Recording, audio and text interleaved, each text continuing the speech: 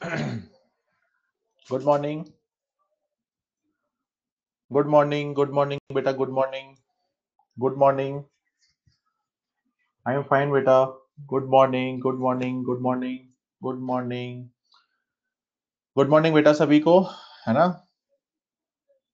नहीं भी बोल रहा हूं तो भी गुड मॉर्निंग, है ना। राधे राधे बेटा, राधे राधे। चलिए फटाफट ज्वाइन कर लीजिए, और जो लोग ज्वाइन कर चुके हैं वो एक बार कंफर्म कर दीजिए कि स्लाइड आपको विजिबल है, वॉइस आपको आ रही है, वीडियो आपको दिख रहा है, सब कुछ ओके है या नहीं है। ठीक है बेटा, बहुत बढ़िया। तो जितना हम लोग अभी तक पढ़ चुके हैं इवोल्यूशन में, कितने लोग ऐसे हैं कि जिन्होंने अभी तक जितना भी हमने पढ़ा उसको हैंडआउट के अलावा हम लोगों ने मॉड्यूल से भी उसकी रीडिंग लगाई है। ऐसे कितने लोग हैं। बहुत बढ़िया, बहुत बढ़िया। बहुत सारे बच्चे जिन्होंने पूरा का पूरा मॉड्यूल से एक बार पढ़ा है। तो मैं मुझे लगता है कि फिर 99.9% तो क्लियर हो गया होगा, है ना। थोड़ा बहुत तो ऑब्वियस है, वो रहता ही है बेटा, हमेशा रहता है। अगर आप पूरा भी पढ़ लोगे तब भी आपको कुछ ना कुछ डाउट तो मन में हमेशा रहेंगे, है ना। तो वो तो आप डिफरेंट चैनल से अपने डाउट क्लियर करते जा रहे होंगे। लेकिन अगर जो मॉड्यूल की रीडिंग लगा रहा है रेगुलर बेसिस पर इस क्लास के बाद, मतलब नेक्स्ट क्लास के स्टार्ट होने के पहले, तो उसको फिर कहीं प्रॉब्लम नहीं आने वाली, उसके सारे क्वेश्चंस बहुत इजीली सॉल्व होने वाले हैं बेटा, है ना। बहुत बढ़िया है सर, बहुत बढ़िया, क्या बात है बेटा, इंटरेस्ट आ रहा है एवोल्यूशन में, बहुत अच्छी बात है बेटा। 100% क्लियर हो गया, बहुत बढ़िया बेटा, बहुत बढ़िया, बहुत अच्छी बात है बेटा, है ना। तो चलिए, आज तक का सारा हो गया सर, बहुत बढ़िया। तो ऐसे ही करते रहिएगा, है ना। कुछ बच्चे अभी ज्वाइन कर ही रहे हैं, तो इसलिए मैं थोड़ा सा पूछ लेता हूँ स्टार्टिंग में, ताकि वो लोग थोड़ा सा लेट 2 या 3 मिनट हो जाते तो उनका स्टार्टिंग से ही लेक्चर हो जाए। अब तक का सारा हो गया सर विथ क्वेश्चंस, क्या बात है बेटा, बहुत बढ़िया। यस सर, फर्स्ट टाइम समझ आ रहा है एवोल्यूशन, बहुत बढ़िया बेटा। स्टोरी की तरह चल रहा है सर। ह्यूमन एवोल्यूशन कब शुरू होगा। ह्यूमन एवोल्यूशन बेटा इसके बाद अभी हम थ्योरीज ऑफ ऑर्गेनिक एवोल्यूशन आज स्टार्ट करेंगे, और वो जब कंप्लीट होगा तो फिर ह्यूमन एवोल्यूशन हम लोग पढ़ना स्टार्ट करेंगे, ठीक है ना। चलिए, तो चलिए स्टार्ट करते हैं। ये वो लास्ट स्लाइड थी जो हम लोगों ने कल स्टार्ट की थी, कल खत्म की थी, यहीं पर हम लोगों ने एंड किया था लेक्चर का। सर इस चैप्टर से कितने क्वेश्चन आते हैं बेटा, मैं आपको स्टार्टिंग में ही बता चुका हूँ कि इसका जो वेटेज होता है वो एवरेज 3 to 4 क्वेश्चन का होता है ना। तो 3 to 4 क्वेश्चन एवरेज लेकर के चलिए, है ना। आने को तो कम भी आ सकते हैं और ज्यादा भी आ सकते हैं ना, लेकिन 3 to 4 का एवरेज रहता है, नॉर्मल, है ना। तो चलिए, ये वो स्लाइड थी जो हम लोगों ने लास्ट में डिस्कस की थी, यानी हम लोगों ने कनेक्टिंग लिंक्स की बात कर ली थी। बताइए, कंफर्म कर दीजिए कि हाँ सर यहाँ तक हम लोगों ने पढ़ लिया। तो एक बार फटाफट कंफर्म कर दीजिए कि इस स्लाइड तक सर सब कुछ कवर हो चुका था, है ना। एम्ब्रोलॉजिकल एविडेंसेस अब पढ़ने हैं ना। चलिए ठीक है, तो एम्ब्रोलॉजिकल एविडेंसेस की बात करते हैं। उसके पहले एक और छोटा सा रह गया, बायोकेमिस्ट्री हो गया था क्या। बायोकेमिस्ट्री भी हो गया था क्या आपके बैच में। नहीं, बायोकेमिस्ट्री नहीं हुआ था, है ना। चलिए, तो स्टार्ट करते हैं बायोकेमिस्ट्री। हालांकि बायोकेमिस्ट्री का बेसिक आइडिया हम लोग पहले ही ले चुके हैं। तो what is biochemistry. Biochemistry is actually the study of biochemicals, study of biochemicals. Biochemicals की जो स्टडी होती है उसे हम बायोकेमिस्ट्री बोलते हैं। और बायोकेमिकल्स क्या क्या, जो कि हम लोग प्रोटोप्लाज्म में देखते हैं, है ना। जैसे कि प्रोटोप्लाज्म में मिलने वाले जो भी प्रोटीन्स वगैरह हैं उनकी आप बात कर लो। इसके अलावा आप बात कर लो प्लाज्मा प्रोटीन्स की बात कर लो, डीएनए की बात कर लो, जीन की बात कर लो। इसके अलावा एंजाइम्स की बात कर लो, हॉर्मोन्स की बात कर लो। ये सब क्या है, बायोकेमिकल्स है। और इनकी जब आप स्टडी करते हो उसे हम बोलते हैं बायोकेमिस्ट्री। तो बायोकेमिस्ट्री से भी आपको एविडेंस मिलते हैं किसके, ऑर्गेनिक एवोल्यूशन के। और इसका मैं आपको एक सिंपल सा आइडिया दे भी चुका था जब हम लोगों ने मॉलिक्यूलर होमोलॉजी डिस्कस की थी नहीं की थी, मॉलिक्यूलर होमोलॉजी। तो मॉलिक्यूलर होमोलॉजी में जो डिस्कस किया था हम लोगों ने, वही यहाँ पर रिपीट हो रहा है एक तरीके से। तो वही बात है और कुछ भी अलग से नहीं है। मतलब क्या, कि आप क्या करते हो कि अगर मान लीजिए आपको टू ऑर्गेनिजम्स के बीच में रिलेशन पता करना है कि इनके बीच में कोई इवोल्यूशनरी रिलेशन है या नहीं है, तो आप क्या करते हो, बायोकेमिस्ट्री की हेल्प लेते हो। तो वहां क्या करोगे, जैसे मान लो मैंने कहा कि ह्यूमन और चिंपैंजी, एप का एक एग्जांपल है चिंपैंजी। तो ह्यूमन और चिंपैंजी के बीच में कोई इवोल्यूशनरी रिलेशनशिप है या नहीं है, इसका पता करने के लिए क्या किया कि हमने अपना डीएनए और चिंपैंजी का डीएनए, दोनों के डीएनए की स्टडी की और दोनों को कंपेयर किया। तो जब दोनों को कंपेयर किया तो पता चला कि यहाँ पर डीएनए तो बहुत ज्यादा क्या है, सिमिलर है। 98 to 100% तक क्या है, वहां पर सिमिलरिटी है। तो इतनी ज्यादा सिमिलरिटी ये तभी हो सकती है जब दोनों क्या हो, क्लोजली रिलेटेड हो। तब क्या हो, जब जबकि दोनों क्लोजली रिलेटेड हो। तो अगर क्लोजली रिलेटेड है तो वहां पर ऐसे जो हम मॉलिक्यूल्स की बात करते हैं डीएनए वगैरह की, वहां पर वो क्या होते हैं, बहुत ज्यादा सिमिलर होते हैं, बहुत ज्यादा सिमिलर होते हैं। और ये इंडिकेशन होता है किसका, कॉमन एंसेस्ट्री का। क्या होता है इसका इंडिकेशन? कॉमन एंसिस्ट्री का। तो कॉमन एंसिस्ट्री का इंडिकेशन हमको यहां से भी मिलता है। तो होमोलॉगस ऑर्गन से भी, वेस्टिजियल ऑर्गन से भी और बायोकेमिस्ट्री यानी मॉलिक्यूलर होमोलॉजी से भी हमको कॉमन एंसिस्ट्री का इंडिकेशन देखने को मिलता है। अब देखो बेटा, यहां पर तो कि चिंपैंजी क्या है, क्लोजली रिलेटेड है, लेकिन कई बार क्या होता है कि जैसे मान लो कोई डिस्टेंटली रिलेटेड, क्योंकि इवोल्यूशन में लगभग लगभग सबके सब क्या है, एक दूसरे के रिलेटेड है। जैसे अपन बोलते हैं ना, दूर के रिश्तेदार पास के रिश्तेदार है ना, ये दूर के रिलेटिव है, ये पास के रिलेटिव है। तो ऐसा ही फंडा इवोल्यूशन में चलता है, कुछ हमारे क्लोजली रिलेटेड है और कुछ हमारे डिस्टेंटली रिलेटेड है ना। जैसे डिस्टेंटली रिलेटेड की बात करें, मतलब कौन, जैसे फिशेज हो गई, उनसे भी हम रिलेटेड है लेकिन वो बहुत दूर के रिलेटेड हुए। एम्फीबियंस हो गए, रेप्टाइल्स हो गए, ये क्या है, हम लोगों से डिस्टेंटली रिलेटेड है। लेकिन बाकी के जो मैमल्स है वो कैसे हैं, क्लोजली रिलेटेड है। और उनमें भी ज्यादा क्लोज कौन है, एप्स ज्यादा क्लोज है ना। तो जितने ज्यादा क्लोज कोई होगा आपके, उतने ही ज्यादा आपके डीएनए जैसे मॉलिक्यूल्स में क्या मिलेगी, सिमिलैरिटी मिलेगी। और जितने वो दूर के रिलेटेड होंगे उतनी ही कम सिमिलैरिटी मिलेगी। यानी अगर आप टू ऑर्गेनिजम्स का कंपैरिजन करो इन बायोकेमिकल्स का, डीएनए, जीन, इन सब का, और अगर आपको सिमिलैरिटी बहुत ज्यादा मिल रही है, इसका मतलब वो क्या है, क्लोजली रिलेटेड है। और अगर सिमिलैरिटी थोड़ी कम मिल रही तो मतलब वो डिस्टेंट के रिलेटेड। तो जितनी कम सिमिलैरिटी उतने ही वो दूर के या डिस्टेंट के क्या हुए, आपसे रिलेटेड हुए। बात समझ में आ गई ना। इसका मतलब हमारा डीएनए किससे सबसे ज्यादा सिमिलर होगा, किसी मैमल के साथ। उससे कम किसके, रेप्टाइल्स के साथ। उससे कम किसके साथ, एम्फीबियंस के साथ। उससे कम किसके साथ, फिशेस के साथ, है ना। तो जितनी कम सिमिलरिटी, इसका मतलब वो हमसे उतना ही डिस्टेंटली रिलेटेड है। बात समझ में आ गई कि नहीं आ गई। तो यही वही पॉइंट यहां पर लिखे हुए जो कि मैंने अभी आपको एक्सप्लेन किया। Similarities in proteins and genes performing a given function among diverse organisms give clues to common ancestry. तो यहां पर भी क्लू मिलता है किसका, कॉमन एंसिस्ट्री का। आगे लिखा है, composition and structure of protoplasm, enzymes, hormones, DNA, blood in chordates is also almost same. जितने भी कॉर्डेट्स हैं उन सब में क्या है, ऑलमोस्ट सेम है।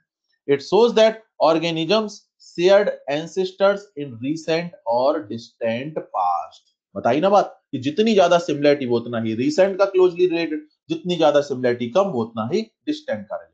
आया ना। तो वही बात हुई। तो ये 2 पॉइंट्स हैं बायोकेमिस्ट्री से रिलेटेड, मेरे हिसाब से शायद समझ में आ गए। क्लियर है ना बात। चलिए नेक्स्ट एविडेंस डिस्कस करते हैं हम लोग, embryology. Embryology, evidences from embryology, अब इसकी बात करेंगे। तो एम्ब्रियोलॉजी मींस एम्ब्रियोनिक डेवलपमेंट, है ना, स्टडी ऑफ एम्ब्रियोनिक डेवलपमेंट, उसको हम बोलते हैं एम्ब्रियोलॉजी। बता चुका हूं मैं आपको ह्यूमन रिप्रोडक्शन में। तो यहां पर स्टार्ट करेंगे हम लोग एक लॉ से, और लॉ का नेम है बेयर्स लॉ, है ना। Baer, von Baer, father of modern embryology, है ना। तो उनका एक लॉ स्टार्ट करते हैं डिस्कस करना। क्या बोला उन्होंने लॉ में, in embryonic stages general characters appear firstly and specialized characters appear later. जब आप एम्ब्रियोनिक डेवलपमेंट पढ़ोगे किसी का, तो वहां पर आपको जनरल जो कैरेक्टर्स होते हैं वो पहले आते हुए दिखाई देंगे, और जो स्पेशलाइज्ड कैरेक्टर होंगे वो आपको बाद में आते हुए दिखाई देते हैं। अब क्या है जनरल कैरेक्टर और क्या है स्पेशलाइज्ड कैरेक्टर, इनकी बात कर लेते हैं। जैसे मान लो आप एक मैमल हो, जैसे मैं ह्यूमन, आप और मैं सब क्या है, एक मैमल है। लेकिन सिर्फ हम ही थोड़ी ना है मैमल, मैमल तो और भी लोग हैं। तो क्या होगा कि हम लोग, लेकिन फिर भी क्या बाकी मैमल से तो अलग है कि नहीं। तो हम लोगों के अंदर कुछ कैरेक्टर तो बाकी मैमल्स जैसे ही है, लेकिन कुछ कैरेक्टर बाकियों में नहीं है, सिर्फ हम में है, मतलब वो स्पेशल है हम में। तो जो बाकियों मैमल्स जैसे जो हमारे अंदर कैरेक्टर है वो हो गए जनरल कैरेक्टर। वो किसके कैरेक्टर है, वो मैमल्स के, हर मैमल में। लेकिन अगर हर मैमल में बाकी सारे कैरेक्टर एक जैसे होंगे, तो बताओ वो फिर अलग अलग कैसे होंगे। तो कुछ तो वहां पर स्पेशल कैरेक्टर होना जरूरी है या नहीं है। तो हम लोगों में कुछ कैरेक्टर क्या होंगे, बाकियों से अलग होंगे, यूनिक होंगे, और उन्हें हम बोलेंगे क्या, स्पेशलाइज्ड कैरेक्टर। तो ये क्या बोल रहे हैं कि एम्ब्रियोनिक डेवलपमेंट में पहले आते हैं जनरल कैरेक्टर और बाद में आते हैं क्या, स्पेशलाइज्ड कैरेक्टर। आ गई ना बात समझ में। तो पहले ह्यूमन का अगर आप एम्ब्रियोनिक डेवलपमेंट पढ़ोगे तो पहले वो कैरेक्टर आते हुए दिखाई देंगे जो कि पूरे मैमल्स में है, और फिर शायद वो कैरेक्टर दिखेंगे जो सिर्फ ह्यूमन में है, जिनकी वजह से ह्यूमन क्या है, एक स्पेशल मैमल है। बात समझ में आ गई कि नहीं आ गई। So in embryonic stages general characters appear firstly and specialised character appear later. अब ऐसा ही फंडा वर्टिब्रेट्स के साथ हो। जितने भी वर्टिब्रेट्स हैं, fishes, amphibians, reptiles, birds, mammals, बताओ इनमें कुछ जनरल कैरेक्टर होंगे कि नहीं होंगे, होंगे। सभी में कॉमन होंगे वो कैरेक्टर, जनरल कैरेक्टर। लेकिन इन ग्रुप्स में कुछ कुछ क्या होंगे, स्पेशल कैरेक्टर्स भी होंगे, स्पेशलाइज्ड कैरेक्टर्स भी होंगे, जिनकी वजह से वो पर्टिकुलर ग्रुप जो है वो क्या है, स्पेशल है। फॉर एग्जाम्पल जैसे यहां मैं बात करूं फिश की, सैलामेंडर यानी कि एम्फीबियंस की, टॉर्टोइज यानी कि रेप्टाइल्स की, चिकन यानी कि बर्ड्स की, और ह्यूमन यानी कि मैमल्स की। तो मैं इन ग्रुप्स की अगर बात करूं तो बताओ ये सब के सब क्या है, वर्टिब्रेट्स है या नहीं? तो बताओ इन वर्टिब्रेट्स में कुछ क्या होंगे, जनरल कैरेक्टर्स, हाँ या ना? लेकिन हर ग्रुप में, चाहे वो फिश हो, चाहे वो एम्फीबियन हो, चाहे वो रेप्टाइल हो, चाहे वो बर्ड हो, चाहे मैमल हो, बताओ हर किसी में अपनी कैटेगरी के अकॉर्डिंग कुछ स्पेशलाइज्ड कैरेक्टर भी होंगे या नहीं होंगे? होंगे, क्योंकि तभी तो वो स्पेशल है, बाकी वर्टिब्रेट से अलग है, हाँ है ना? तो यानी किसी का भी आप एम्ब्रियोनिक डेवलपमेंट देख लो, पहले आपको वो जनरल कैरेक्टर दिखेंगे जो कि बाकियों में, लेकिन फिर आते हुए दिखेंगे स्पेशलाइज्ड कैरेक्टर जो कि सिर्फ और सिर्फ उसी में है। बात समझ में आई या नहीं आई? चलो देखते हैं। तो ये एम्ब्रियोनिक डेवलपमेंट यहाँ पर दिखा रखा है, किस तरीके से एम्ब्रियोनिक डेवलपमेंट हो रहा। पहले दिखा रखी है अर्ली स्टेज, और फिर कोई मिड स्टेज दिखा रखी है, और फिर फाइनली मैच्योर स्टेज यहाँ पर दिखा रखी है। तो अगर आप गौर करो अर्ली एम्ब्रियोनिक स्टेज में, अर्ली एम्ब्रियोनिक स्टेज में आप देखो, तो अर्ली एम्ब्रियोनिक स्टेज, चाहे वो फिश की हो, चाहे वो एम्फीबियन की हो, चाहे वो रेप्टाइल की हो, चाहे वो बर्ड की हो, चाहे वो मैमल की हो, बताओ आपको बिल्कुल एक जैसी दिख रही है कि नहीं दिख रही? सिमिलर पैटर्न दिख रहा है या नहीं दिख रहा? तो बताओ ये सिमिलर पैटर्न क्यों है? क्योंकि पहले आ रहे हैं क्या, जनरल कैरेक्टर, और वो जनरल कैरेक्टर इस पूरे के पूरे वर्टिब्रेट वाले ग्रुप में क्या है, सिमिलर है, सेम है, इसलिए ऐसा यहां पर हो रहा है। लेकिन इसके बाद आप देखो मिड स्टेज या मैच्योर स्टेज, आप देखोगे कि सबका एम्ब्रियोनिक डेवलपमेंट, सभी का एम्ब्रियोनिक डेवलपमेंट एक दूसरे से क्या है, अलग अलग है, एक दूसरे से क्या है, अलग अलग। इसका मतलब अब क्या आने स्टार्ट हुए, स्पेशलाइज्ड कैरेक्टर आने स्टार्ट हुए। तो पहले आते हैं जनरल कैरेक्टर और उसके बाद आते हैं स्पेशलाइज्ड कैरेक्टर। तो जनरल कैरेक्टर तो सब में एक जैसे, इसलिए एक सी स्टेजेस, लेकिन स्पेशलाइज्ड कैरेक्टर हर किसी के स्पेशल, यानी सभी में अलग अलग स्टेजेस आपको देखने को मिलेंगे। फंडा क्लियर हुआ या नहीं हुआ? तो याद रखना सिंपल सा law, general characters appear firstly and specialised character appear later. Clear है ना ये बात? चलो तो याद रखना ये फंडा। अब आते हैं कुछ थ्योरी और लॉ और हैं इससे रिलेटेड, उनकी बात करते हैं। तो पहले बात करते हैं मुलर की। मुलर ने एक थ्योरी दी, Muller's recapitulation theory. Recapitulation, recapitulate means होता है रिपीट करना, है ना? तो ये मुलर ने दी है थ्योरी। तो इन्होंने क्या बोला इस थ्योरी में, ontogeny recapitulates phylogeny, ontogeny recapitulates phylogeny. और ऑन्टोजेनी वर्ड का मतलब क्या होता है, एम्ब्रियोनिक डेवलपमेंट। तो जो आपका एम्ब्रियोनिक डेवलपमेंट है उसी को आप क्या बोल सकते हो, ऑन्टोजेनी बोल सकते हो। लेकिन फाइलोजेनी का मतलब क्या है, फाइलोजेनी का मतलब होता है इवोल्यूशनरी हिस्ट्री। फाइलोजेनी का मतलब इवोल्यूशनरी हिस्ट्री, मतलब आपका इवोल्यूशन किससे हुआ है। जैसे मान लो मैं कहूं कि हम लोग मैमल हैं, तो मैमल की इवोल्यूशनरी हिस्ट्री क्या रही, fishes to amphibians to reptiles to mammals, ये रही कि नहीं रही? तो ये हमारी क्या हो गई, इवोल्यूशनरी हिस्ट्री। लेकिन जो मोरुला, ब्लास्टोसिस्ट, गैस्ट्रोला, ये सब आते हैं, ये क्या हुई, हम लोगों की एम्ब्रियोनिक डेवलपमेंट। तो जो एम्ब्रियोनिक डेवलपमेंट, इसके लिए बोलते हैं ऑन्टोजेनी, और जो इवोल्यूशनरी हिस्ट्री है उसके लिए टर्म यूज करा फाइलोजेनी। क्लियर है ना बात? अब इन्होंने क्या बोला, ontogeny recapitulates phylogeny, means ontogeny repeat करती है किसको, फाइलोजेनी को। यानी किसी के एम्ब्रियोनिक डेवलपमेंट में रिपीट होता हुआ दिखेगा क्या, इवोल्यूशनरी हिस्ट्री। क्या दिखेगी रिपीट होती हुई, इवोल्यूशनरी हिस्ट्री। मतलब अगर हम अपना एम्ब्रियोनिक डेवलपमेंट देखें तो वहां पर हमको कुछ ना कुछ ऐसा दिखेगा जो फिश जैसा होगा, कुछ ना कुछ ऐसा दिखेगा जो एम्फीबियन जैसा होगा, कुछ ना कुछ ऐसा दिखेगा जो रेप्टाइल जैसा होगा, और फाइनली फिर हम क्या बनेंगे, मैमल जैसा कि हम आज दिखते हैं। बात समझ में आ गई ना? ये बोला किसने, मुलर ने, मुलर ने बोला। लेकिन आप एक बात बताओ, क्या ऐसा मैमल्स के अंदर आपको देखने को मिलता है जहां आपको फिश दिख रही हो, एम्फीबियन दिख रहा हो, रेप्टाइल दिख रहा हो, ऐसा कुछ होता है क्या? नहीं होता, नहीं होता। तो यानी कि यहां पर ये बातें अप्लाई नहीं हो रही, ध्यान रखना ये बात। आगे मैं इसको क्या करने वाला हूं, इस थ्योरी को रिजेक्ट करने वाला हूं, इसलिए ये पॉइंट आप याद रखना कि ऐसा नहीं होता है। अब इसी रिकैपिटुलेशन थ्योरी को डिटेल में एक्सप्लेन कर दिया और एक लॉ बना दिया किसने, हैकल ने। तो उस लॉ को क्या बोला, अर्नस्ट हैकल्स बायोजेनेटिक लॉ। तो बात दोनों में सेम है, चाहे इसमें कर लो चाहे ऊपर वाले में कर लो, बात सेम है दोनों में। यानी वहां भी जो ऑन्टोजेनी रिकैपिटुलेट्स फाइलोजेनी बोला गया, बस उसी को यहाँ पर एक लॉ के फॉर्म में बना दिया गया, और कुछ भी नहीं किया। तो दोनों में बात सेम है। क्या बोला इन्होंने, an organism shows it's ancestral adult stages during its embryonic development. बताओ वही बात हुई कि नहीं? मतलब मैमल्स के एम्ब्रियोनिक डेवलपमेंट में फिश की एडल्ट स्टेज, एम्फीबियन की एडल्ट स्टेज, रेप्टाइल की एडल्ट स्टेज दिखना, वही तो बात हुई ऑन्टोजेनी रिकैपिटुलेट्स फाइलोजेनी। दोनों की बातें क्या हुई, सेम। अब इसको इन्होंने एग्जाम्पल से एक्सप्लेन भी करने की कोशिश की, क्योंकि जब भी कोई थ्योरी या लॉ देता है तो अपने कुछ एग्जाम्पल्स देता है सपोर्ट में। तो इन्होंने क्या एग्जाम्पल दिए, इन्होंने कहा कि tadpole larva of amphibians resemble fishes. मतलब जब आप एम्फीबियंस का एम्ब्रियोनिक डेवलपमेंट पढ़ोगे, एम्ब्रियोनिक डेवलपमेंट, जैसे मान लीजिए एम्फीबियंस है और एम्फीबियंस में 3 एम्ब्रियोनिक स्टेजेस आ रही है, मान लो 1 2 3, और जो 2 है वो मान लो फॉर एग्जांपल टैडपोल लार्वा है, फॉर एग्जांपल टैडपोल लार्वा, ठीक है। और आपको पता है कि एम्फीबियंस का डेवलपमेंट किससे हुआ है, फिशेस से। तो इस लॉ के अकॉर्डिंग एम्फीबियंस के एम्ब्रियोनिक डेवलपमेंट में फिश की एडल्ट स्टेज दिखनी चाहिए कि नहीं दिखनी चाहिए। तो यहां पर वो बोल रहे हैं कि देखो दिख भी रही है कि जो टैडपोल लार्वा है वो किससे सिमिलरिटी शो करता है, फिश से। इसका मतलब फिश की एडल्ट स्टेज यहां पर दिखाई दे रही है। तो यहां पर तो बात फिट बैठ गई, यहां पर बात फिट बैठ गई बाई चांस।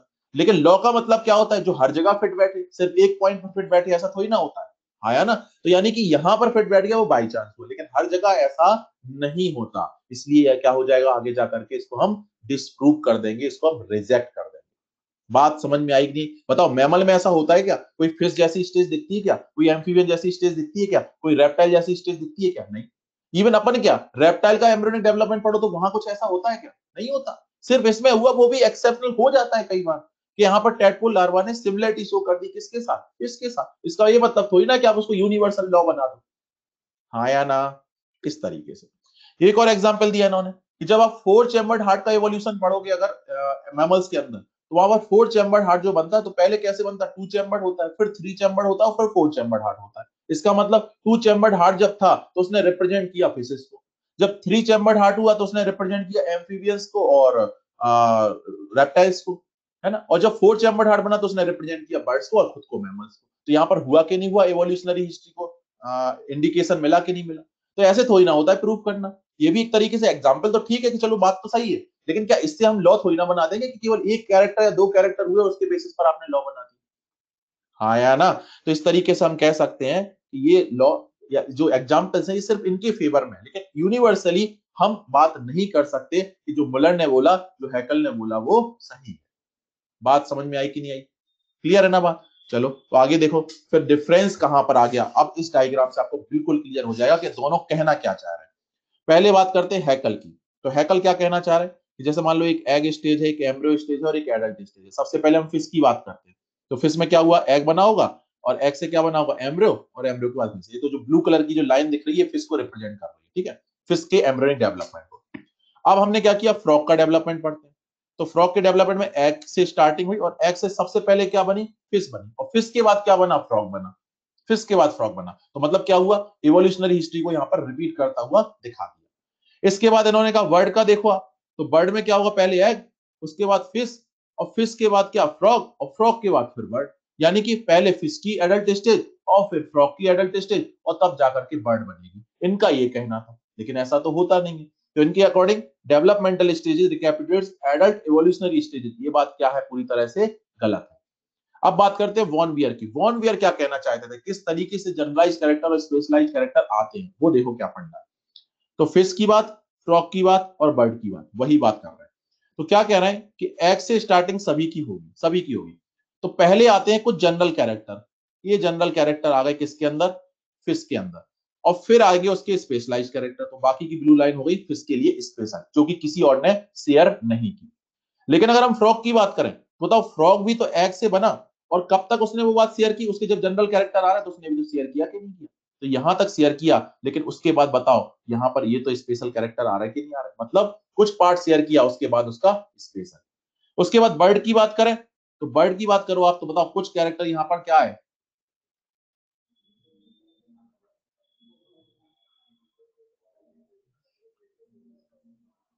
कुछ कैरेक्टर क्या है, वहां तक जनरल आए, लेकिन उसके बाद क्या हो गया, वो स्पेशल हो गया। उसके बाद क्या हो गया, वो स्पेशल। तो ये एस लिख दे रहा हूं, वो हो गया स्पेशल वाला फंडा, और बाकी जो मैं जी लिख दे रहा हूं वो क्या हो गए, जनरलाइज्ड कैरेक्टर। तो मतलब कुछ आते हैं जनरलाइज कैरेक्टर और उसके बाद आने लग जाते हैं स्पेशलाइज्ड कैरेक्टर। मतलब क्या, कोई रिकैपिटुलेशन नहीं होता, सिर्फ क्या होता है, embryos development increasingly diverse, diversity बढ़ती चली जाती, जनरल से स्पेशल की तरफ होता चला जाता है। बात समझ में आ गई? इसलिए लिख रहे हैं Haeckel's proposal was disproved by von Baer. Von Baer ने क्या कर दिया, इसको डिस्प्रूव कर दिया। He observed that embryos never pass through the adult stages of other animals. Clear है ना ये बात? तो याद रखना, फाइनली किसका लॉ सही है? वॉन वेयर का लॉ सही है। क्लियर? चलो नेक्स्ट एविडेंस आते हैं biogeography. Biogeography study of biogeographical distribution. Study of biogeographical distribution क्या कहते हैं उसको अपन लोग? बायोजियोग्राफी बोलते हैं ना। Study of biogeographical distribution. Study of biogeographical distribution is known as biogeography. तो लिखा भी है the study of geographical distribution of animals and plant species. मतलब क्या कि आपको पता है कि अर्थ के डिफरेंट पार्ट में डिफरेंट प्लांट और एनिमल स्पीसीज मिलती है ना। मतलब सबका डिस्ट्रीब्यूशन क्या है? अलग अलग जगह अलग अलग है। मतलब कुछ जगह पर कोई पर्टिकुलर स्पीसीज ज्यादा और कुछ दूसरी जगह वहां पर वो बिल्कुल भी नहीं मिलती है। तो जो डिस्ट्रीब्यूशन पैटर्न है किसका? प्लांट स्पीसीज का और एनिमल स्पीसीज का, उसको अपन क्या बोलते हैं? Biogeographical distribution. और इसकी स्टडी को क्या बोलते हैं? बायोजियोग्राफी। तो बायोजियोग्राफी के से भी अपन को पता चलता है कि ऑर्गेनिक इवोल्यूशन तो हुआ है। अब क्या है एक फंडा कि आज हम जो देखते हैं ना कि जो कॉन्टिनेंट्स वगैरह है ना, Asia, Africa, America, south America, north America, Australia, है ना। तो ये जो ये कॉन्टिनेंट्स है, ये इनके बीच में अपन को आज के टाइम पर दिखता है कि सी वगैरह है, ओशियंस वगैरह है। लेकिन हमेशा से ऐसा नहीं था। पहले क्या था कि अर्थ पर एक सिंगल लैंडमास हुआ करता था। पहले अर्थ पर एक सिंगल लैंडमास था और उसके चारों तरफ क्या हुआ करता था? ये वाटर हुआ करता था उसके चारों तरफ, है ना। पहले ये कंडीशन थी। तो इस स्ट्रक्चर को ही क्या बोला जाता है? पैंजिया। जो वो सिंगल लैंड मास था उसी को क्या बोलते हैं? पैंजिया। या इसको बोल देते हैं सुपर कॉन्टिनेंट। मतलब सिर्फ एक ही था, सुपर कॉन्टिनेंट। उसके बाद क्या हुआ? उससे फिर फॉर्मेशन हुआ किसका? कॉन्टिनेंट्स का। किसके थ्रू? कॉन्टिनेंटल ड्रिफ्ट के थ्रू। किसके थ्रू हुआ? कॉन्टिनेंटल ड्रिफ्ट के थ्रू क्या हुआ है? वहां पर फॉर्मेशन हुआ है कॉन्टिनेंट्स का। तो क्या हुआ कि जो सिंगल लैंड मास था वो ब्रेक हो गया छोटे छोटे पार्ट्स में। और वो पार्ट क्या हुए? एक दूसरे से धीमे धीमे स्लाइडिंग के थ्रू दूर दूर होते चले गए और उनके बीच में क्या भर गया? वाटर भर गया। तो यानी अब क्या होगा? कॉन्टिनेंट्स दूर दूर और उनके बीच में क्या है? ओशियन है या फिर वाटर। हाँ या ना। तो ये फंडा हुआ। तो पेंजिया से ही क्या बने हैं? कहीं ना कहीं कॉन्टिनेंट्स बने। समझ में आ गई ना बात? तो ये फंडा हुआ है। इस तरीके से यहाँ पर कॉन्टिनेंटल ड्रिफ्ट के थ्रू क्या बने हैं? डिफरेंट कॉन्टिनेंट्स यहाँ पर बने हैं। बात समझ में आई? तो ये देख सकते हो कि ये स्टार्टिंग की जो पिक्चर थी वो कुछ इस तरीके से थी। हालांकि ये जो एनिमेशन है इसमें प्ले नहीं हो रहा है, इस वजह से नहीं दिखा पा रहा हूँ, लेकिन आप समझ सकते हो कि क्या, क्योंकि वो इतना इंपॉर्टेंट नहीं है अपने एग्जाम पॉइंट ऑफ व्यू से। ठीक है, तो हमने प्रोजेक्ट भी मिला था। ठीक है बेटा, तो ये सब देख लिया हुआ आपने, है ना। तो ये कॉन्टिनेंटल ड्रिफ्ट की बात है। सिंपल सा टर्म है। कॉन्टिनेंट्स फॉर्म हुए किसके थ्रू? कॉन्टिनेंटल ड्रिफ्ट के थ्रू। और किस में हुआ वो कॉन्टिनेंटल ड्रिफ्ट? पेंजिया में। क्लियर? आगे बात करते हैं अब। चलिए, अब क्या है कि जो आज की कंडीशन है, प्रेजेंट कंडीशन की अगर हम बात करें, तो प्रेजेंट कंडीशन में क्या है कि जो अर्थ का जो मैप है उसको क्या कर रखा है? रीम्स में डिवाइड कर रखा है एक साइंटिस्ट ने। किसने? AR वैलेस ने। उन्होंने क्या किया? जो मैप है वर्ल्ड का, उसमें क्या किया उन्होंने? कॉन्टिनेंट्स के हिसाब से कुछ क्या बना दिए? रीम्स बना दिए, पार्ट्स बना दिए अकॉर्डिंग टू बायोजियोग्राफी। मतलब कहां पर किस प्रकार का बायोजियोग्राफिकल डिस्ट्रीब्यूशन है उसके बेसिस पर उन्होंने अर्थ को क्या किया? रीडिवाइड कर दिया। किसमें? रीम्स में। तो यहां पर टोटल कितने रीम्स में डिवाइड किया इन्होंने? 6 रीम्स में डिवाइड कर रखा है पूरी अर्थ को। किसने? AR वैलेस ने। कैसे? देखो, ये मैप हो गया वर्ल्ड का। तो ये नॉर्थ पार्ट है, ये साउथ पार्ट, ये वेस्ट और ये ईस्ट, इस तरीके से। अब यहां पर देखना किस तरीके से यहां पर इन्होंने रीम्स बना रखे हैं, है ना। समझने की कोशिश करना। तो ये देखिए, ये सबसे पहला रीजन, ये जो रीजन है ये क्या है? नियार्कटिक रीम है। ये हो गया नियार्कटिक रीम। ये जो सेकेंड रीम है ये हो गया नियोट्रॉपिकल रीम। तो नियार्कटिक रीम में आप बात कर सकते हो कि यहाँ पर आता है नॉर्थ अमेरिका वगैरह, और नियोट्रॉपिकल रीम में आता है साउथ अमेरिका वगैरह। ठीक है, इस तरीके से। फिर इसके बाद बात करते हैं, ये थर्ड रीम हो गया इथियोपियन। इथियोपियन जिसमें आता है अफ्रीका वगैरह, है ना, इसमें आएगा अफ्रीका। ठीक है। फिर है फोर्थ रीम, पैलियार्कटिक रीम, है ना। ये हो गया फोर्थ रीम, पैलियार्कटिक रीम। फिर है फिफ्थ रीम, ओरिएंटल रीम। ओरिएंटल रीम, तो इसी ओरिएंटल रीम में आता है एशिया, और आपको पता है कि एशिया में ही आएगा इंडिया। तो कहीं ना कहीं अगर आपसे कोई पूछे कि India according to AR Wallace किस रीम में है, तो आप क्या बोलोगे? ओरिएंटल रीम में। तो ये पहले क्वेश्चन आ चुका है, तो याद रखना ओरिएंटल रीम में है इंडिया। क्लियर? और इसके बाद जो लास्ट रीम है, सिक्स्थ रीम है, वो है ऑस्ट्रेलियन, और इसी में आते हैं ऑस्ट्रेलिया एंड न्यूजीलैंड, है ना। तो ऑस्ट्रेलिया प्लस न्यूजीलैंड वाला जो है उसको अपन क्या बोल रहे हैं, ऑस्ट्रेलियन रीम बोल रहे हैं। क्लियर। तो यहाँ पर ये टोटल 6 रीम्स यहाँ पर एआर वेलेस ने बनाई थी। क्लियर। अब यहाँ पर आप ब्लू कलर की लाइंस देख रहे हो, ये ब्लू कलर की लाइन है वेलेस लाइन, वेलेस ने ड्रॉ कर दिया था डिवाइड करने के लिए, तो उनको बोला गया वेलेस लाइन। लेकिन कुछ नेचुरल वे में भी कुछ यहाँ पर लाइंस पर प्रेजेंट है। जैसे अगर मैं इस पर्टिकुलर ब्लू लाइन की बात करूं, ये जो है यहाँ पर किसके बीच में, पैली आर्कटिक और ओरिएंटल के बीच में। तो जो पैली आर्कटिक और ओरिएंटल के बीच में यहाँ पर क्या है, हिमालयन माउंटेन्स है, हिमालय माउंटेन्स। तो जो रेंज है हिमालय माउंटेन्स की, वो यहाँ पर है किसके बीच में, पैली आर्कटिक और ओरिएंटल के बीच में। तो अगर कोई आपसे पूछे कि इन दोनों रीम्स को कैसे, अगर हम देखें नेचुरल वे में, तो कैसे सेपरेट किया गया है, तो आप बोलोगे हिमालय माउंटेन्स की हेल्प से।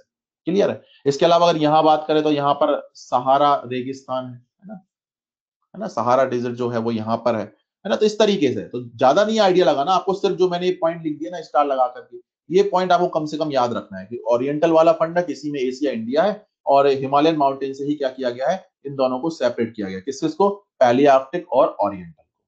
क्लियर है। तो इतना याद रख लेना, रीम्स के नेम याद रख सको तो रख लेना, बस इतना याद रखना कि किसमें क्या आता है, इतना ज्यादा जरूरत नहीं है। अब इसमें 2 पॉइंट आते हैं, एनसीईआरटी की 2 लाइंस है, उनको हम समझने की कोशिश करते हैं। देखो क्या, कि जब कॉन्टिनेंटल ड्रिफ्ट चल रहा था ना, तो जो ये नियोट्रॉपिकल यानी साउथ अमेरिका वाला पार्ट है, ये पहले किससे जुड़ा हुआ था, अफ्रीका से जुड़ा हुआ था। आप देख भी सकते हो कि यहाँ पर जो एंड है ना, ये फिट हो सकता है किसमें, अफ्रीका में। तो यानी नियोट्रॉपिकल जिसे हम बोल रहे हैं, इथोपियन जिसे हम बोल रहे हैं, ये दोनों पहले एक ही लैंडमास हुआ करते थे। मतलब जो आज साउथ अमेरिका है वो कहीं ना कहीं अफ्रीका का ही पार्ट हुआ करता था। लेकिन कॉन्टिनेंटल ड्रिफ्ट की वजह से वो अफ्रीका से अलग हुआ और जाकर के जुड़ गया किससे, नॉर्थ अमेरिका से, या ऐसा कह लो अमेरिका से। इसलिए आज के टाइम पर हम क्या बोलते हैं, north America and south America. इस तरीके का फंडा हुआ, मतलब ये पार्ट यहां से आया और जाकर के जुड़ गया किससे, नियार्कटिक से। तो बताओ जब ये पहले इथोपियन यानी अफ्रीका का पार्ट था, तो बताओ अफ्रीका में जो कुछ भी आज हमें मिलता है वो पहले यहां भी मिला होगा। ऑब्वियस सी बात है, जो डाइवर्सिटी हमें आज अफ्रीका में देखने को मिलती है वो कहीं ना कहीं एक टाइम पर इस साउथ अमेरिका वाले पोर्शन में भी होगी कि नहीं होगी। जैसे हॉर्स हो गया, हिप्पोपोटेमस हो गया, बियर, रैबिट, ये सब कहाँ मिलने चाहिए थे, यहाँ भी मिलने चाहिए थे, क्योंकि अफ्रीका का पार्ट था तो यहाँ भी आए होंगे कुछ ना कुछ। लेकिन हम क्या देखते हैं, आज यहाँ पर बिल्कुल भी देखने को नहीं मिल रहा है, सिर्फ अफ्रीका वाले रीजन में ही देखने को मिल रहा है। यहाँ क्यों नहीं मिल रहा है फिर, यहाँ इसलिए नहीं मिल रहा है कि अफ्रीका से अलग तो हुआ था, सेपरेट तो हुआ था, लेकिन जाकर के मिल गया था किससे, नॉर्थ अमेरिका से। तो जब नॉर्थ अमेरिका से मिल गया तो बताओ नॉर्थ अमेरिका में जो प्रेजेंट फोना है, नॉर्थ अमेरिका में जो प्रेजेंट फोना है, बताओ वो फोना कहीं ना कहीं अब यहाँ एक्सेस हो गया उसका आने का, हाँ या नहीं। मतलब जो एनिमल्स हैं वो यहाँ आ सकते हैं, और वो एनिमल्स ने क्या शो कर दी, यहाँ डोमिनेंसी शो कर दी। और डोमिनेंसी की वजह से ये जो है हॉर्स, हिप्पोपोटेमस, बियर, रैबिट, ये सारे के सारे मैमल्स फिर यहाँ से खत्म हो गए। इसलिए ये रीजन है कि साउथ अमेरिका में, जो कि पहले अफ्रीका का पार्ट था, वहां पर हमें ये एनिमल्स देखने को नहीं मिलते। सिर्फ कहाँ मिलते हैं आज भी, अफ्रीका में ही देखने को। फंडा समझ में आ गया ना, ये एनसीईआरटी की लाइन है बेटा, ठीक है, एनसीईआरटी की लाइन। क्लियर है ना बात। चलो एक और पॉइंट है बेटा, कि ऑस्ट्रेलिया ऐसे ही जैसे कि साउथ अमेरिका अफ्रीका का पार्ट था, वैसे ही ऑस्ट्रेलिया एशिया से जुड़ा हुआ था। पहले पहले ऑस्ट्रेलिया और एशिया एक ही लैंड मास हुआ करते थे। तो जब एक ही लैंड मास थे, तो फिर ऑस्ट्रेलिया में ही क्यों मार्सुपियल्स मिल रहे हैं, इसका भी एक रीजन एनसीईआरटी ने एक्सप्लेन किया कि सिर्फ ऑस्ट्रेलिया में ही क्यों मार्सुपियल्स मिल रहे हैं, एशिया में क्यों नहीं मिल रहे। एक्चुअल में रीजन क्या है, कि जब रेप्टाइल से मैमल्स बने तो सबसे पहले कौन बने, प्रोटोथीरियंस, और फिर कौन बने, मार्सुपियल्स, और प्रोटोथीरियंस ही और क्या बने थे, यूथीरियंस, है ना। तो इस तरीके का फंडा हुआ है।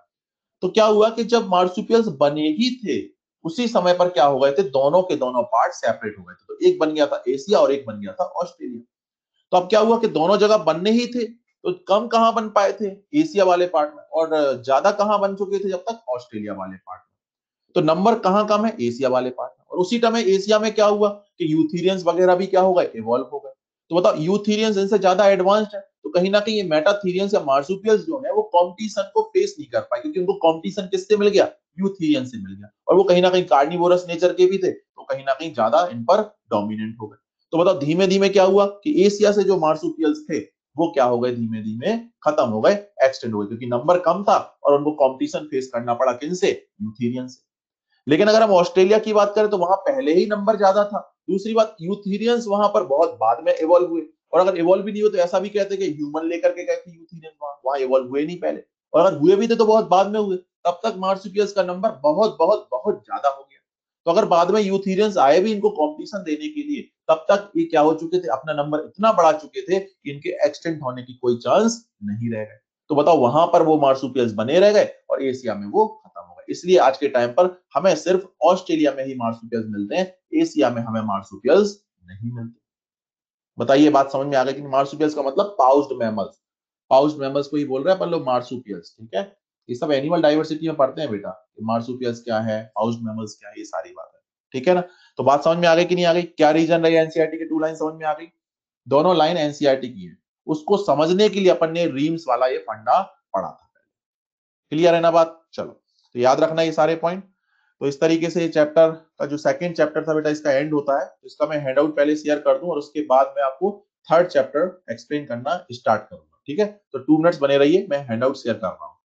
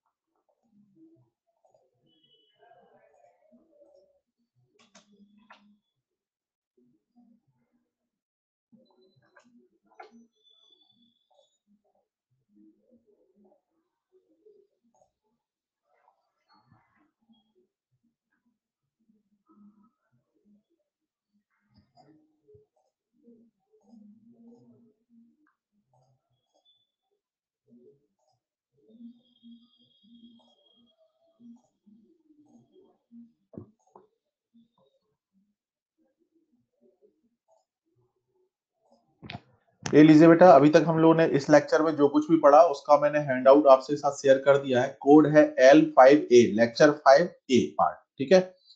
इसी के साथ में आपको हैंडआउट का जो गूगल ड्राइव का लिंक है वो भी मैं पीडीएफ फॉर्म में आपको दे रहा हूँ, क्योंकि कुछ बच्चों का ऐसा है कि उनकी पढ़ाई नहीं होती है बिना गूगल ड्राइव लिंक के, तो फिर मैं वो भी शेयर कर दे रहा हूँ।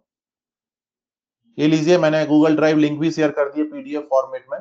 तो इसमें वो लिंक है, उस लिंक को आप क्लिक करेंगे तो आप सीधे उस फोल्डर पर पहुंच जाएंगे जहां सारे हैंडआउट्स, अभी तक के जितने भी हैंडआउट्स हैं वो मैंने शेयर कर दिए हैं, ठीक है। तो ये गूगल ड्राइव लिंक भी आप तक पहुंच गई है। अब शायद सारे बच्चे खुश होंगे, है ना, क्योंकि उसके बिना तो उनकी पढ़ाई हो ही नहीं रही थी, आज तक बिल्कुल भी पढ़ाई नहीं हो पाई। कितना स्ट्रगल कर रहे थे बच्चे बेचारे।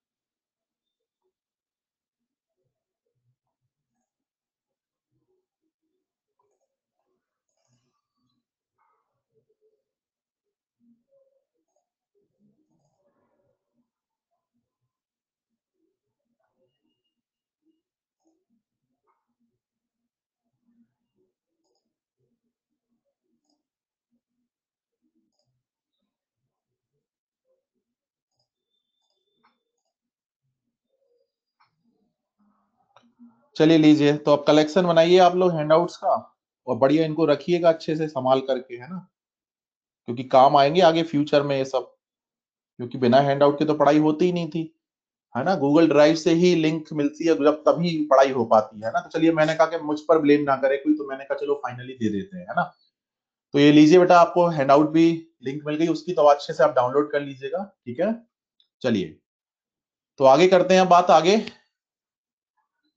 फोन नंबर, ये लगता है पहली बार कनेक्ट हुए हैं, इन्होंने फर्स्ट लेक्चर अटेंड किया है आज, फर्स्ट टाइम आए हैं, इनको फोन नंबर चाहिए। इनको पता नहीं है कि फोन नंबर मैंने बेटा फर्स्ट लेक्चर में ही शेयर कर दिया था, है ना। बहुत बढ़िया, शाबाश। चलो स्टार्ट करते हैं।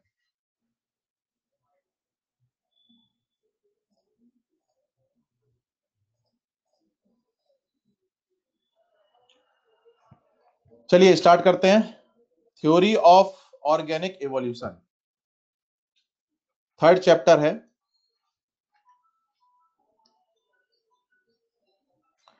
थर्ड चैप्टर है इस यूनिट का, थ्योरीज ऑफ ऑर्गेनिक एवोल्यूशन, है ना। अब स्टार्ट करते हैं फ्रेश चैप्टर को, ठीक है। दे दूंगा बेटा, मत हो परेशान, है ना, अभी फोकस रखो यहाँ पर, है ना। दे दूंगा मोबाइल नंबर, फिर से दे दूंगा। वैसे मोबाइल नंबर का कोई मतलब नहीं बनता, क्योंकि आपको डाउट क्लियर करने के लिए एलन ने भी एक ऐप प्रोवाइड कर रखा है, ई सॉल्यूशन ऐप, है ना। तो आप डाउट वहां से क्लियर कर सकते हो। तो नंबर का क्या करोगे बेटा? चलिए बात करते हैं थ्योरीज ऑफ ऑर्गेनिक इवोल्यूशन की, है ना। अब स्टार्ट करते हैं, ठीक है। देखिए अभी हम लोग सेकंड चैप्टर पढ़ रहे थे, उसमें हमने बात की एविडेंसेस ऑफ ऑर्गेनिक इवोल्यूशन की। मतलब वहां से हमने ये जाना सिर्फ कि ऑर्गेनिक इवोल्यूशन वाकई में हुआ है, बस सिर्फ इतनी सी बात जानी हमने कि ऑर्गेनिक इवोल्यूशन हुआ है, बस प्रूव कर दिया हमने। अब हम ये जानने में इंटरेस्टेड हैं कि ऑर्गेनिक इवोल्यूशन जो हुआ है वो कैसे हुआ है, मतलब क्या क्या इवोल्यूशनरी फोर्सेज ऐसे रहे जिनकी वजह से ऑर्गेनिक इवोल्यूशन हुआ है। तो अब हम मैकेनिज्म जानने में इंटरेस्टेड है। तो ऑर्गेनिक इवोल्यूशन की जो मैकेनिज्म है, बहुत सारे साइंटिस्ट ने अपने अपने तरीके से एक्सप्लेन करने की कोशिश की है थ्योरीज के फॉर्म में। तो ऐसी बहुत सारी थ्योरीज है, यहाँ पर हम कुछ डिस्कस भी करेंगे, जैसे लेमार्किज्म डिस्कस करेंगे, डार्विनिज्म डिस्कस करेंगे, म्यूटेशन थ्योरी डिस्कस करेंगे। इसके अलावा भी कुछ और थ्योरीज है जो हम डिस्कस करेंगे। लेकिन क्या इनके पहले कोई थ्योरी आई नहीं थी एक्सप्लेन करने के लिए? आई थी, इनके पहले भी थ्योरीज थी, लेकिन फर्स्ट लॉजिकल थ्योरी जो थी वो थी लेमार्किज्म। इसलिए हम स्टार्टिंग कहां से करते हैं? लेमार्किज्म से। तो हम क्या समझने की कोशिश करेंगे इन थ्योरीज के through? Mechanism of organic evolution, मतलब इवोल्यूशन, ऑर्गेनिक इवोल्यूशन जो हुआ वो किस तरीके से हुआ, क्या क्या इवोल्यूशनरी फोर्सेस वहां पर काम किए। बात समझ में आ गई कि नहीं आ गई? बेटा कोई प्रॉब्लम है क्या स्लाइड में, वीडियो में, ऑडियो में? एक बार फटाफट कंफर्म कर दीजिए। कुछ बच्चे लिख रहे हैं कि मैं नहीं दिख रहा हूं। ठीक है, चलिए तो स्टार्ट करते हैं, कंटिन्यू करते हैं। ठीक है, तो स्टार्ट करते हैं फर्स्ट थ्योरी से, और फर्स्ट थ्योरी है लेमार्किज्म। लेमार्क ने प्रपोज की थी, इसलिए हम बोलने लग गए लेमार्किज्म। ऐसा नहीं कि लेमार्क ने लेमार्किज्म करके ही इस थ्योरी को पब्लिश कराया था। उन्होंने इस थ्योरी को बोला था theory of inheritance of acquired character, theory of inheritance of acquired character. लेकिन हम क्या बोलते हैं? सिंपली इसको लेमार्किज्म बोलते हैं। आगे हम लोग पढ़ेंगे इसको, कुछ लोग theory of use and disuse of organs भी बोलते हैं। Theory of use and disuse, misuse नहीं बेटा, disuse. Theory of use and disuse of organs. Clear? तो theory of inheritance of acquired character या theory of use and disuse of organs, है ना, ये इसके क्या है, नेम है लेमार्किज्म के। अब लेमार्क का फुल नेम क्या था? Gene Baptiste D Lamarck, gene Baptiste D Lamarck. और इनका बर्थ हुआ था 1744 में, और उनकी डेथ हो गई थी 1829 में। इन्होंने जिस बुक में ये थ्योरी पब्लिश कराई थी वो बुक थी फिलोसॉफी जूलॉजिक, और ये बुक पब्लिश हुई थी 1809 में। 1809 वही ईयर है जिसमें कि बर्थ हुआ था डार्विन का। तो इनकी बुक पब्लिश हुई और डार्विन का हो गया बर्थ सेम ईयर। ठीक है, तो ये कुछ बेसिक पॉइंट है किसके? लेमार्किज्म से रिलेटेड। अब आगे बात करते हैं बेसिक कंसेप्ट्स ऑफ लेमार्किज्म। तो लेमार्किज्म ने जो कुछ भी एक्सप्लेन किया उसको हम कुछ पॉइंट्स के फॉर्म में समझने की कोशिश करेंगे। तो आइए वन बाय वन बताता हूँ। ये सारी चीजें जो मैं बोलूंगा, ये सारी चीजें मॉड्यूल में लिखी हुई हैं, आप एक बार इसको आज रीड जरूर कर लीजिएगा तो पूरा क्लियर हो जाएगा। चलिए स्टार्ट करते हैं। First point, internal vital force. Lamarck के अकॉर्डिंग बॉडी के अंदर कुछ इंटरनल वाइटल फोर्सेस वर्क करते हैं। इंटरनल वाइटल फोर्सेस जो हेल्प करते हैं किसमें? उस पर्टिकुलर ऑर्गेनिज्म की ग्रोथ में, या उस ऑर्गेनिज्म के किसी ऑर्गन या डिफरेंट ऑर्गन्स की ग्रोथ में। मतलब क्या कि लेमार्क के अकॉर्डिंग किसी ऑर्गेनिज्म की अगर ग्रोथ हो रही है, उसके किसी ऑर्गन की ग्रोथ हो रही है, ढेर सारे ऑर्गन्स की ग्रोथ हो रही है, तो उसके पीछे रीजन क्या है? Internal vital forces. क्लियर? हम लोगों का अलग कंसेप्ट है, हम लोगों की नॉलेज को इसकी इनकी नॉलेज से कंपेयर मत करो। हम लोगों को पता है कि ग्रोथ जो होती है वो कैसे होती है? सेल डिवीजन की वजह से होती है, लेकिन इनका फंडा कुछ थोड़ा अलग था। ठीक है, सेकंड है effect of environment and new needs और डिजायर। जैसे इन्होंने बोला लॉ ऑफ एपिटेंसी। क्या बोलते हैं कि एनवायरमेंट जो होता है उसमें रहने वाले जितने भी ऑर्गेनिजम्स होते हैं उनको वो हमेशा क्या करता है? अफेक्ट करता है। ऑर्गेनिज्म या एनवायरमेंट, सॉरी, एनवायरमेंट या जो एटमॉस्फेयर है वो उस एनवायरमेंट या एटमॉस्फेयर में रहने वाले जो भी ऑर्गेनिजम्स होते हैं उन सबको कंटिन्यूअसली क्या करता है? अफेक्ट करता है। अगर थोड़ा सा भी चेंज अगर एनवायरमेंट में आता है तो उसका इफेक्ट जरूर पड़ता है किस पर? उस पर्टिकुलर एनवायरमेंट में रहने वाले ऑर्गेनिजम्स पर। और ये हमें पता भी है कि अगर मान लो हम लोग के अराउंड जो भी टेम्परेचर है एनवायरमेंट का, एटमोस्फियर का, अगर उसका थोड़ा सा भी टेम्परेचर बढ़ जाए तो हम अफेक्टेड हो जाते हैं। थोड़ा सा भी टेम्परेचर कम हो जाए तो भी हम अफेक्टेड हो जाते हैं। तो टेम्परेचर में या एनवायरमेंट की किसी भी कंडीशन में थोड़ा सा भी चेंज अगर होता है तो हम उससे अफेक्ट जरूर होते हैं। क्लियर है बात? फिर क्या लिखा है, जब एनवायरमेंट में कोई चेंज आता है तो ऑर्गेनिज्म के अंदर न्यू नीड्स या डिजायर्स डेवलप होती हैं।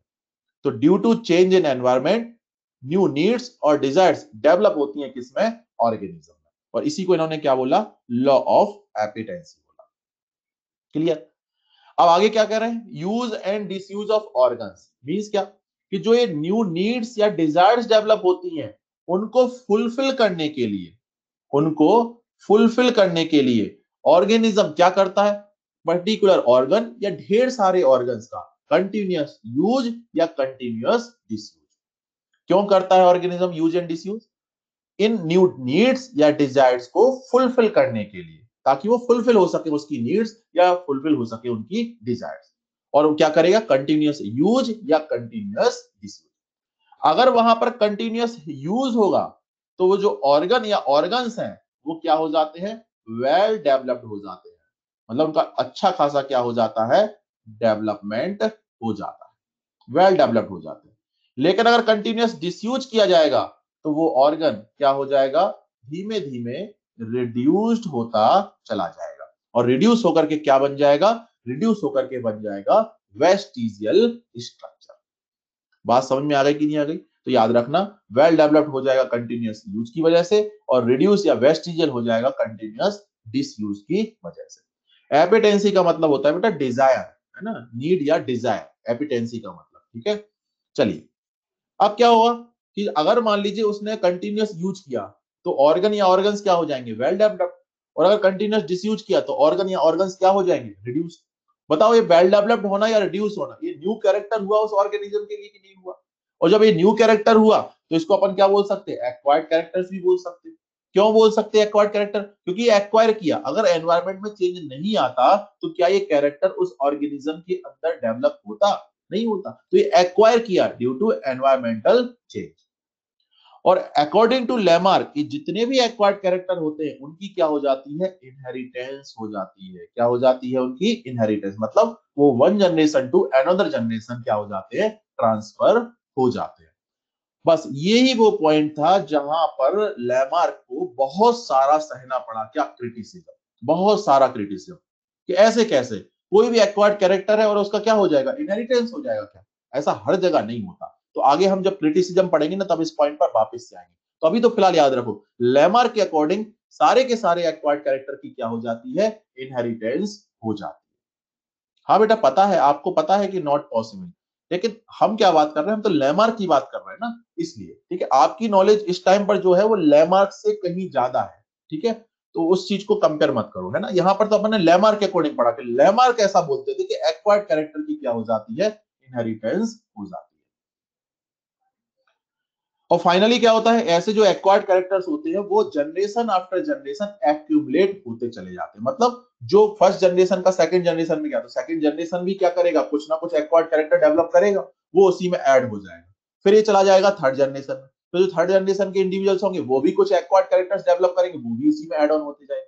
तो बताओ ये धीमे धीमे क्या होगा, generation after generation add on होते चले जाएंगे, एक्यूमुलेट होते चले जाएंगे।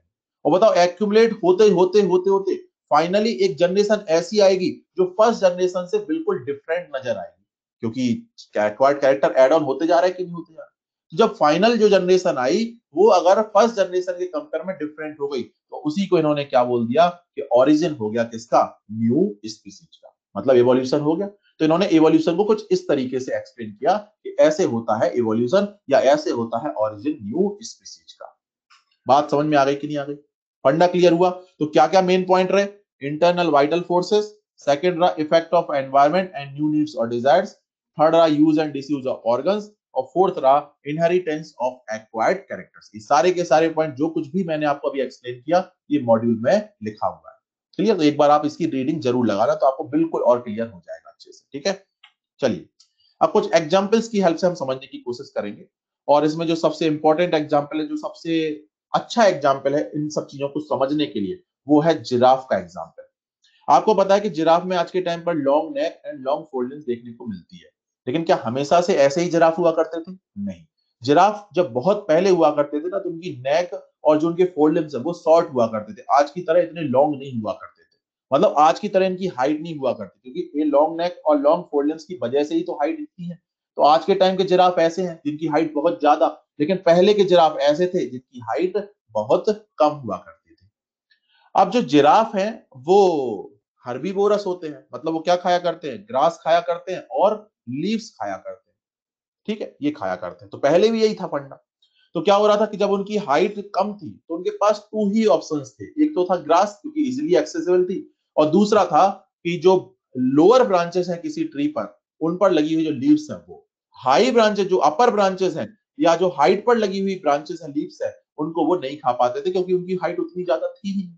तो क्या फूड ऑप्शंस थे, एक तो हो गया ग्रास और दूसरा ऐसी लीव्स जो कि लगी हुई होती थी लोअर ब्रांचेस पर। हायर ब्रांचेस पर लगी हुई लीव्स को वो नहीं खा पाते थे क्योंकि उनकी हाइट इतनी ज्यादा थी ही। बात समझ में? अब लैमार्किज्म को ऐड करते हुए मैं आपको समझाऊं कि क्या हुआ ऐसा कि ये आज के टाइम के बड़े जिराफ बन गए। तो अब समझना, सबसे पहले क्या हुआ, एनवायरमेंटल चेंज आया। मैंने आपको बताया था ना कि एनवायरमेंट में जब चेंज आता है तो वो अफेक्ट करता है किसको, ऑर्गेनिजम्स को। तो यहां पर भी क्या हुआ, एनवायरमेंट में चेंज आया। क्या चेंज आया कि जो ग्रास थी वो किसी एनवायरमेंटल चेंज की वजह से क्या होने लग गई, खत्म होने लग गई, कम होने लग गई, खत्म होने लग गई।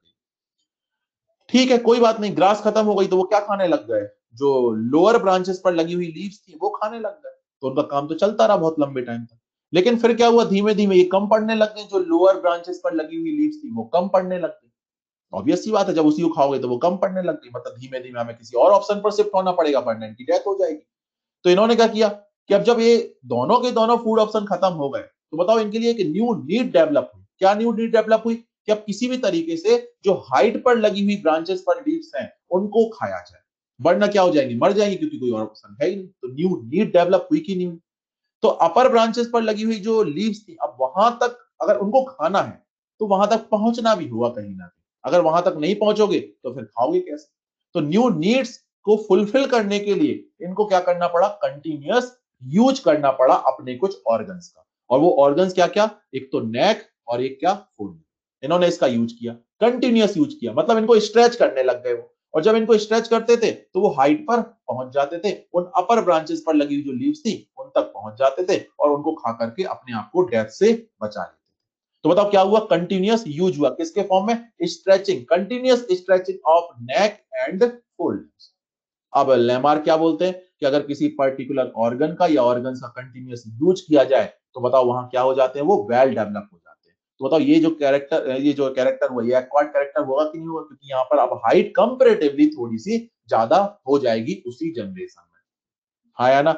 चलो, तो ये हो गया कहीं ना कहीं, अब क्या हो गया, ये एक्वायर्ड कैरेक्टर्स डेवलप हो गए। और उनके अकॉर्डिंग क्या है कि इनहेरिटेंस भी हो जाती है इस एक्वायर्ड कैरेक्टर की। तो मतलब क्या कि ये जो कैरेक्टर डेवलप हुआ ये नेक्स्ट जनरेशन में क्या हो जाएगा, अब पास ऑन हो जाएगा। और नेक्स्ट जनरेशन में फिर वही फंडा, क्योंकि हाइट पर लगी हुई जो लीव्स है वो अब और हाइट पर लगी हुई लीव्स खाने का मौका चाहिए, क्योंकि नीचे वाली फिर खत्म हो जाएंगी, तो और ऊपर जाओ, फिर और ऊपर जाओ, फिर और ऊपर जाओ। इसलिए अपर से अपर से अपर से अपर से अपर वाला फंडा चलता जाएगा। तो सबको क्या करना पड़ेगा, हर जनरेशन में कंटिन्यूअस यूज करना पड़ेगा इन्हीं का, नेक का और फोल्डिंग का। तो बताओ धीमे धीमे धीमे धीमे जनरेशन आफ्टर जनरेशन ये जो कैरेक्टर है एक्वायर्ड कैरेक्टर, ये बताओ एक्यूमुलेट होता जाएगा कि नहीं होता जाएगा? और जब एक्यूमुलेट होता जाएगा तो फाइनली जैसे ये जिराफ हमें मॉडर्न टाइम पर दिख रहे हैं ऐसा जिराफ हो जाएगा कि नहीं हो जाएगा? तो बताओ ये जो मॉडर्न जिराफ है ये प्रिमिटिव जिराफ के कंपेयर में बिल्कुल अलग है या नहीं?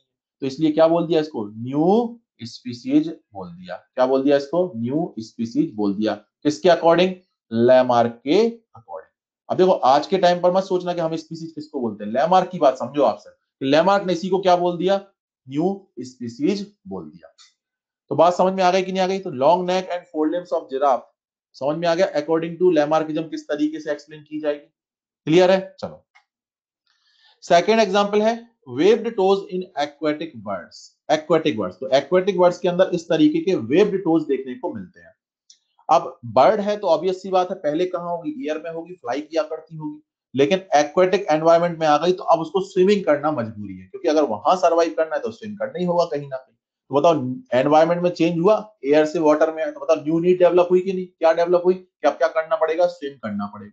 और अपनी नीड को फुलफिल करने के लिए क्या करना पड़ता है, कंटिन्यूअस यूज या डिसयूज। तो बताओ इन्होंने स्विमिंग करने के लिए क्या किया, इन्होंने पैडल बनाने की कोशिश कर दी, फ्लिपर बनाने की कोशिश कर दी। कैसे बनाए, तो इन्होंने क्या किया कि जब जो टोज थे, टोज उनको क्या किया, जब वो स्विम करने की कोशिश करते थे तो उनको स्ट्रेच किया करते थे, इस तरीके से स्ट्रेच कर रहे हैं इस तरीके से।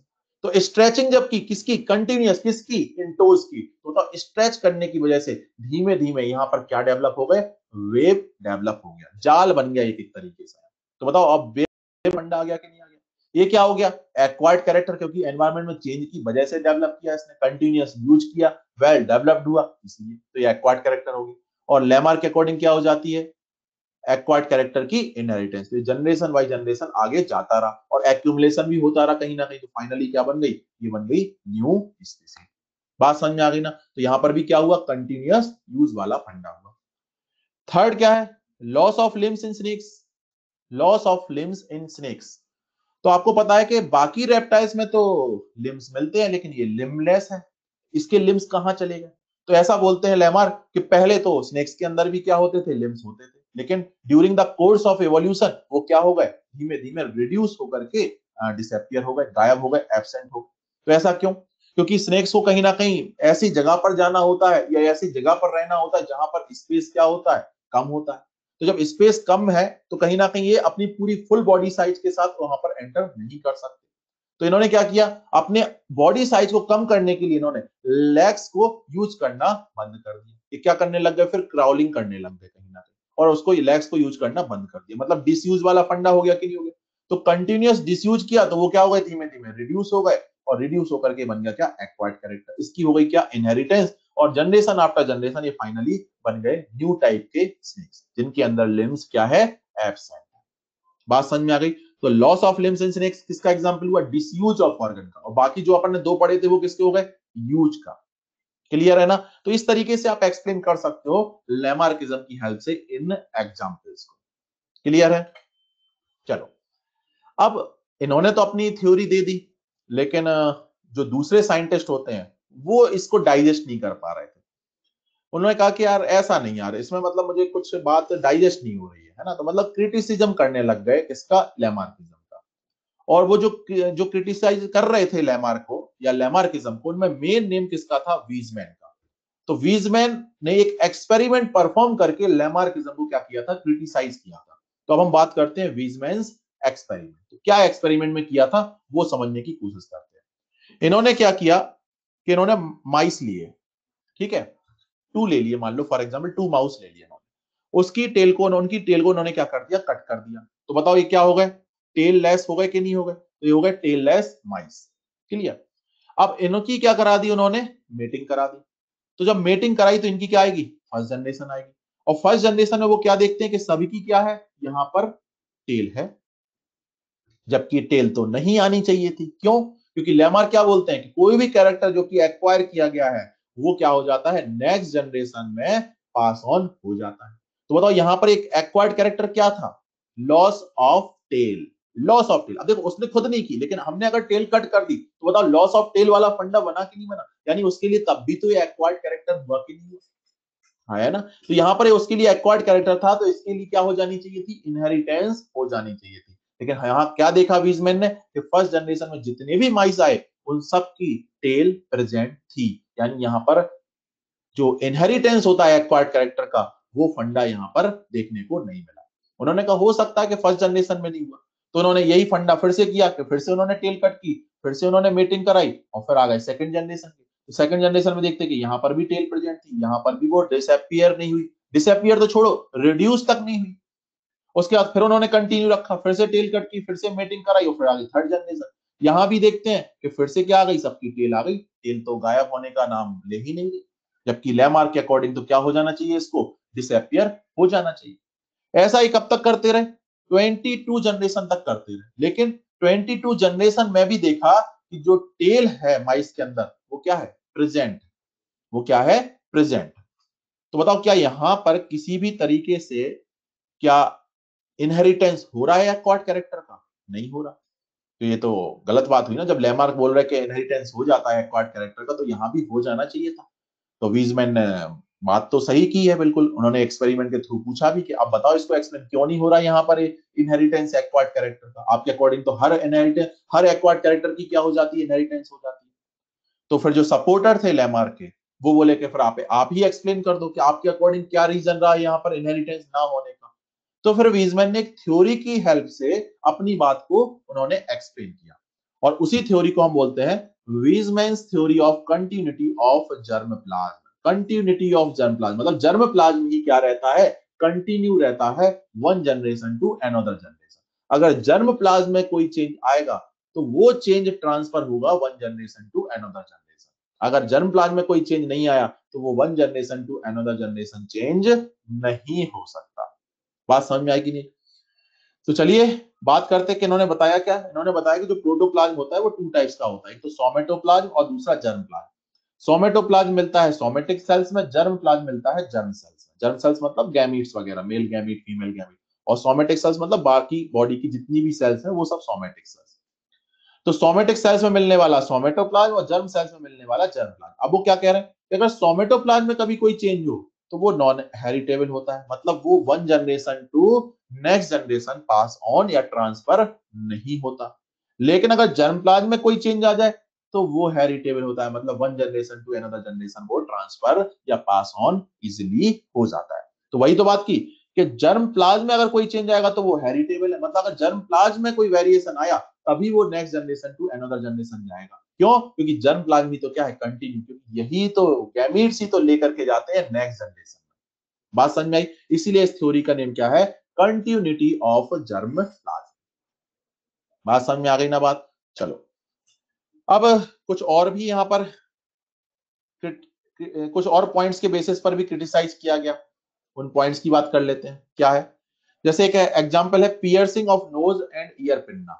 Piercing of nose and ear pinna, आपको पता है कि जो इंडियन कल्चर है वहां पर जो फीमेल्स हैं उनकी क्या कर दी जाती है, नोज की और ईयर पिन्ना की पियर्सिंग कर दी जाती है अर्ली एज में, है ना, ताकि बाद में वो इस तरीके के ऑर्नामेंट्स वगैरह यूज कर सके। तो यहाँ पर तो ये लंबे टाइम से होता चला जा रहा है ना। और अगर हम देखा जाए तो जो पियर्सिंग हुई वो अपने आप में क्या हुआ, एक्वायर्ड कैरेक्टर हुआ कि नहीं हुआ? भले ही अपने आप नहीं हुआ, लेकिन अगर अपन बाहर से कर रहे हैं तो वो भी तो एक्वायर्ड कैरेक्टर की कैटेगरी में आएगा, जैसे कि अपन ने माइस की टेल कट कर दी थी, आया ना। तो ये एक्वायर्ड कैरेक्टर हुआ कि नहीं हुआ एक तरीके से? तो लेमार के अकॉर्डिंग इसकी क्या हो जानी चाहिए थी, इनहेरिटेंस हो जानी चाहिए थी, लेकिन नहीं होती। हम देखते हैं कि इंडियन कल्चर में तो पता नहीं कितने लंबे टाइम से ये फंडा चला आ रहा। लेकिन क्या कभी ऐसी फीमेल बेबी ने बर्थ लिया जिसमें पहले से ही क्या हो, पियर्सिंग हो रखी हो? ऐसा नहीं होता। तो फिर क्यों नहीं हो रहा? वही तो बात है कि वो बात पॉइंट का गलत है। हर कैरेक्टर, हर एक्वायर्ड कैरेक्टर की इनहेरिटेंस नहीं हो सकती, सिर्फ उन्हीं कैरेक्टर्स की इनहेरिटेंस होगी जो कि जर्म प्लाज्म को अफेक्ट करते हैं, ना कि सोमेटोप्लाज्म को। तो जैसे माइस में जो टेल कटिंग की गई थी उसने अफेक्ट किया किसको, सोमेटोप्लाज्म को, जर्म प्लाज्म को नहीं किया। ऐसे ही यहां पर भी अफेक्ट किया किसको, सोमेटोप्लाज्म को, जर्म प्लाज्म को अफेक्ट नहीं किया। इसलिए ये कैरेक्टर कहां नहीं जा पा रहे हैं, नेक्स्ट जनरेशन में नहीं जा पा रहे हैं। अगर कुछ ऐसा हो जाए कि ये कैरेक्टर अफेक्ट कर दें जर्म प्लाज्म को, तो गारंटेड है कि ये कैरेक्टर कहां चले जाएंगे, नेक्स्ट जनरेशन में चले जाएंगे। बात समझ में आ गई कि नहीं आ गई? तो जब इंडियन फीमेल्स की बात हो गई तो चाइनीज फीमेल्स की भी बात कर लेते हैं, चाइनीज गर्ल्स की बात करते हैं। अब जो चाइनीज गर्ल्स हैं उनकी बॉडी हाइट जो होती है वो कम होती है, लेकिन उनका जो फीट है, उनका साइज जो है वो थोड़ा सा ज्यादा होता है ना।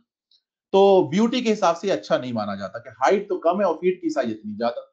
तो वहां पर भी एक कल्चर है, ट्रेंड है क्या, कि अर्ली एज से ही वो वहां क्या पहनना स्टार्ट कर देती हैं, हार्ड लेदर या मेटल शूज पहनना स्टार्ट कर देती है, ताकि उनका जो फीट साइज है वो उतना ज्यादा ना बढ़ पाए और वो ब्यूटीफुल नजर आती है। तो वहां पर भी ये ट्रेंड बहुत लंबे टाइम से चला आ रहा, बहुत लंबे टाइम से चला आ रहा। तो बताओ ये उनके लिए भी तो एक्वायर्ड कैरेक्टर हुआ कि जब उन्होंने हार्ड लेदर या मेटल शूज पहन लिए तो उस पर्टिकुलर जनरेशन में उनका फीट का साइज जो है वो नहीं बढ़ पाया। तो अपने आप में क्या हुआ, एक्वायर्ड कैरेक्टर हुआ कि नहीं हुआ? अभी एक्वायर्ड कैरेक्टर की लेमार्किज्म के अकॉर्डिंग क्या हो जानी चाहिए थी, इनहेरिटेंस। मतलब नेक्स्ट जनरेशन में जब एक चाइनीज गर्ल बर्थ ले तो वहां पर पहले से ही क्या हो, वहां पर बढ़ने की कोई पॉसिबिलिटी ना हो किसकी, फीट की। लेकिन ऐसा होता है क्या, नहीं होता। जब भी कोई चाइनीज गर्ल बर्थ लेती है तो स्टार्टिंग में वो छोटे होते हैं, लेकिन जैसे जैसे एज बढ़ती है वहां दोबारा से वो बढ़ना स्टार्ट हो जाते हैं। तो बताओ यहां पर भी क्या इनहेरिटेंस हो रही है एक्वायर्ड कैरेक्टर की, नहीं हो रही। तो बताओ इनहेरिटेंस क्यों नहीं हो रही होगी, क्योंकि यहां पर भी ये कैरेक्टर किसको अफेक्ट कर रहा है, सोमेटोप्लाज्म को, ना कि जर्म प्लाज्म को। बात समझ में आ गई कि नहीं आ गई? तो मेन क्रिटिसिज्म डार्विनिज्म लेमार्किज्म का किस बेसिस पर हुआ, इनहेरिटेंस ऑफ एक्वायर्ड कैरेक्टर के बेसिस पर, क्योंकि वही उनकी जो थ्योरी थी उसका मेन या एक्सट्रैक्ट था उस थ्योरी का। बात समझ में आ गई ना? चलो तो ये थी बेटा फर्स्ट थ्योरी, लैमार्किज्म। क्लियर हो गई होगी मेरे हिसाब से। वैसे लैमार्किज्म की अगर बात की जाए तो एनसीईआरटी में सिर्फ 2 और 3 लाइंस लिखी हैं बस, उसके अलावा कुछ भी नहीं लिखा। तो आपने जितना अभी मैंने आपको पढ़ाया, अगर आप ये पढ़ लिए हो, एक बार अच्छे से सुन भी लिए हो, तो वो जो 2 लाइन्स और 3 लाइन्स है वो आपकी क्लियर हो चुकी होंगी। क्लियर है? अब आते हैं सेकंड थ्योरी पर। सेकंड थ्योरी है डार्विनिज्म। सेकंड थ्योरी है डार्विनिज्म। और डार्विनिज्म किसने प्रपोज की थी? चार्ल्स रॉबर्ट डार्विन ने। इनका बर्थ हुआ था 1809 में और डेथ हो गई थी 1882 में। इन्होंने भी ये थ्योरी जो है वो एक बुक में पब्लिश कराई थी और बुक का नेम है on the origin of species by means of natural selection. और ये बुक आई थी कब? 1859 में।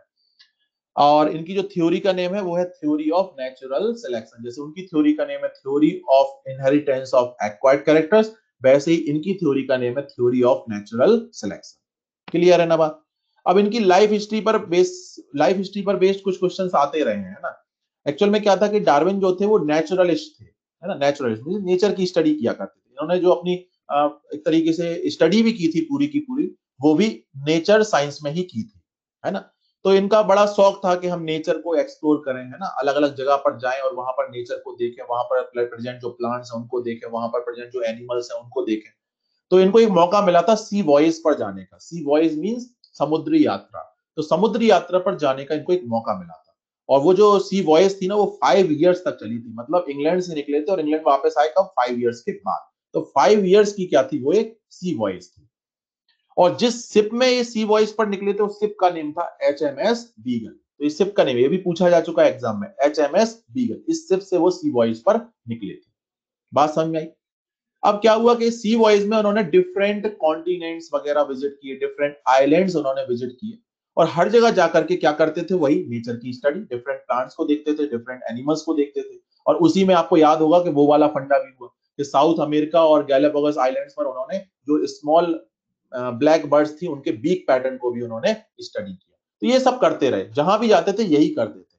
और कुछ जो उनको ऑब्जर्व होता था वो नोट कर लेते थे। और इसके अलावा कहीं पर अगर स्पेसिमेन कलेक्ट कर सकते होते थे तो वो भी कलेक्ट करके ले आते थे। तो ये इन्होंने काम किया सी वॉइस पर। अब जब इन्होंने इतना सारा ऑब्जर्व किया, वो भी क्लोजली ऑब्जर्व किया नेचर को, तो इनके माइंड में कुछ पॉइंट्स डेवलप होने लग गए थे, कुछ कंक्लूजन, कुछ रिजल्ट्स डेवलप होने लग गए थे कि यार नेचर में ऐसा होता है तो इस वजह से होता है, ऐसा होता है तो इस वजह से होता है। इस तरीके के उनके माइंड में कंक्लूजन डेवलप होने लग गए। और उनका मन ये हुआ कि क्यों ना इन कंक्लूजन्स को या जो ये रिजल्ट्स हैं ऑब्जर्वेशन के बेसिस पर, ये क्यों ना हमें पब्लिश करा दूं एक बुक के फॉर्म में।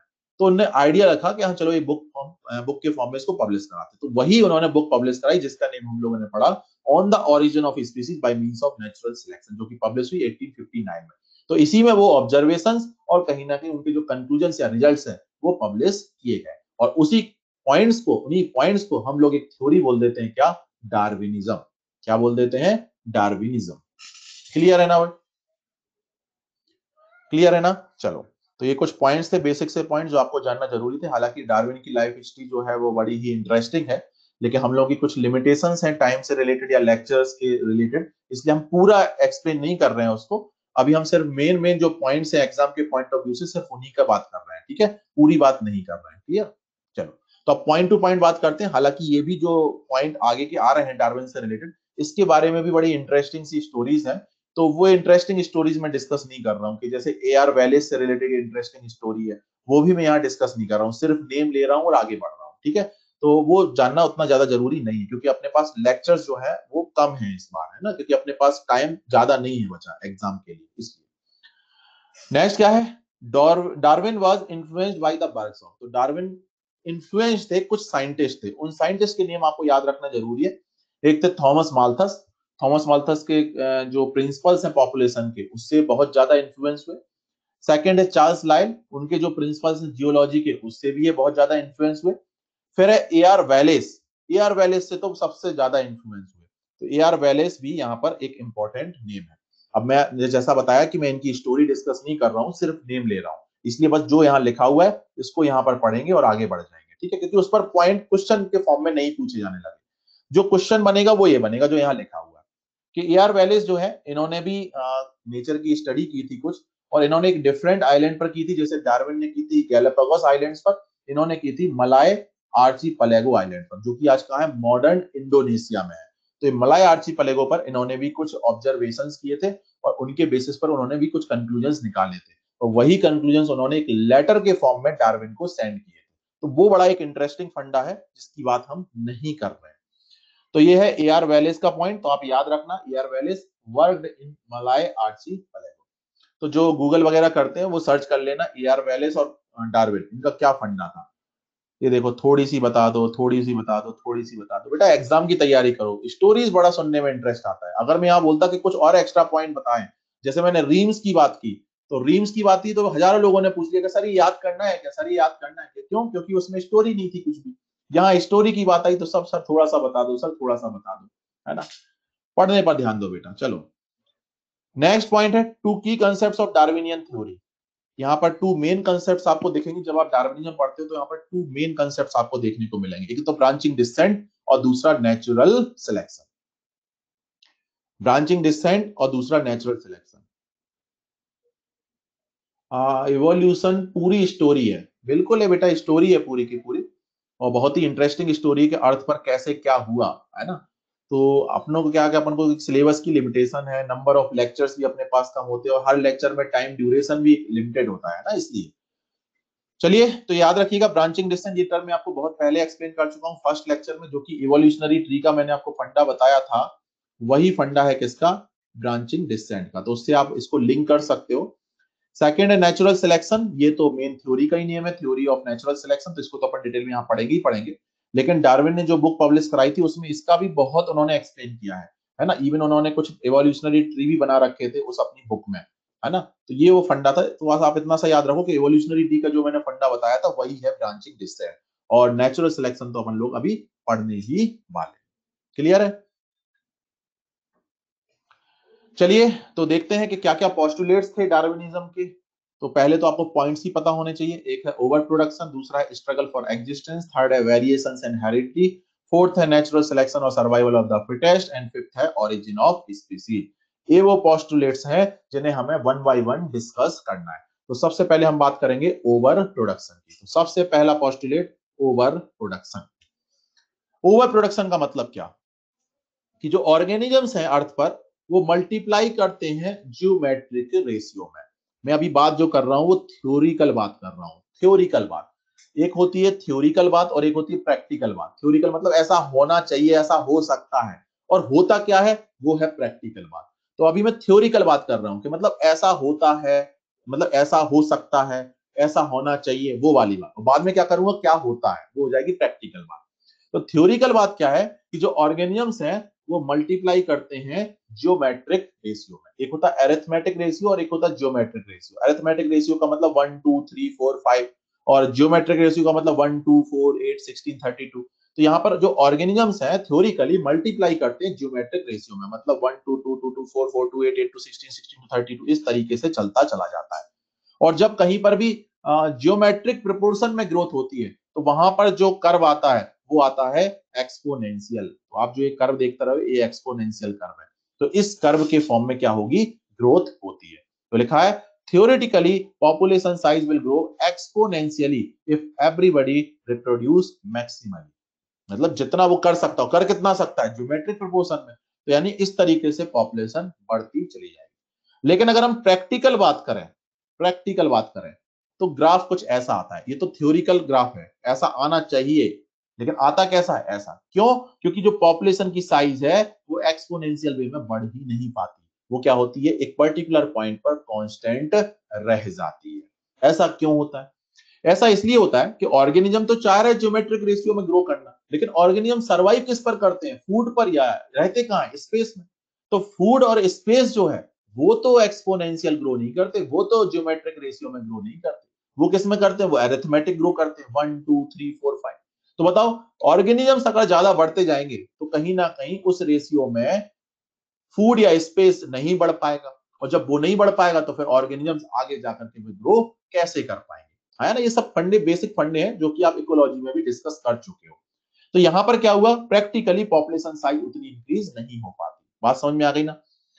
लेकिन कई लोग कहते हैं कि सर कई बार तो ऐसा होता है कि अचानक से किसी पर्टिकुलर सीजन में पॉपुलेशन बढ़ जाती है। उनको बोलते हैं अपन सीजनल फ्लक्चुएशन। जैसे रेनी सीजन होता है ना, तो कुछ इंसेक्ट्स वगैरह अचानक से बढ़ जाते हैं, हम लोगों के घर में आने लग जाते हैं, लेकिन जैसे ही रेनी सीजन खत्म हुआ वो खत्म हो जाता है। तो वो सीजनल फ्लक्चुएशन है, अपन उनकी बात नहीं कर रहे, वो एक्सेप्शनल केसेस है, उनकी बात अपन नहीं कर रहे। ठीक है, तो ये क्या लिखा है, एक्सेप्ट फॉर सीजनल फ्लक्चुएशन।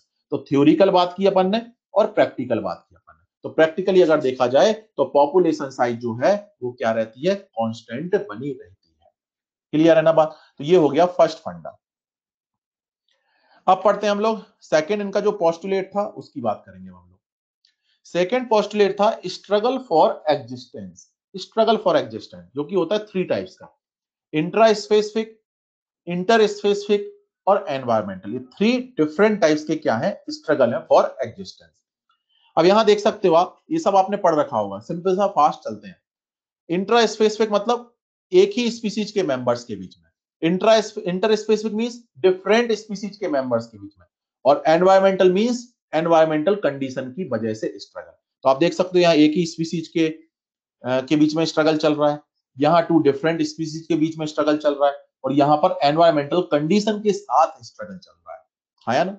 जो इंट्रा स्पेसिफिक होता है वो फूड, शेल्टर और मेटिंग के लिए भी होता है। मेटिंग की वजह से ये क्या हो जाता है, मोस्ट इंटेंस टाइप का क्या हो जाता है, स्ट्रगल हो जाता है, मोस्ट इंटेंस टाइप का। तो इंटेंस टाइप का अगर बात की जाए तो ये कौन सा है, इंट्रा, क्योंकि यहाँ पर मेटिंग के लिए भी क्या होता है, यहाँ पर स्ट्रगल होता है, क्योंकि एक ही स्पीसीज के जो मेंबर्स होंगे उन्हीं के बीच में तो क्या हो सकती है, मेटिंग हो सकती है।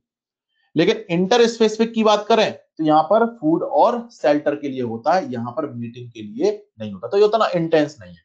लेकिन फिर भी ये मोस्ट पोटेंट फोर्स होता है किसके लिए, ऑर्गेनिक एवोल्यूशन के लिए।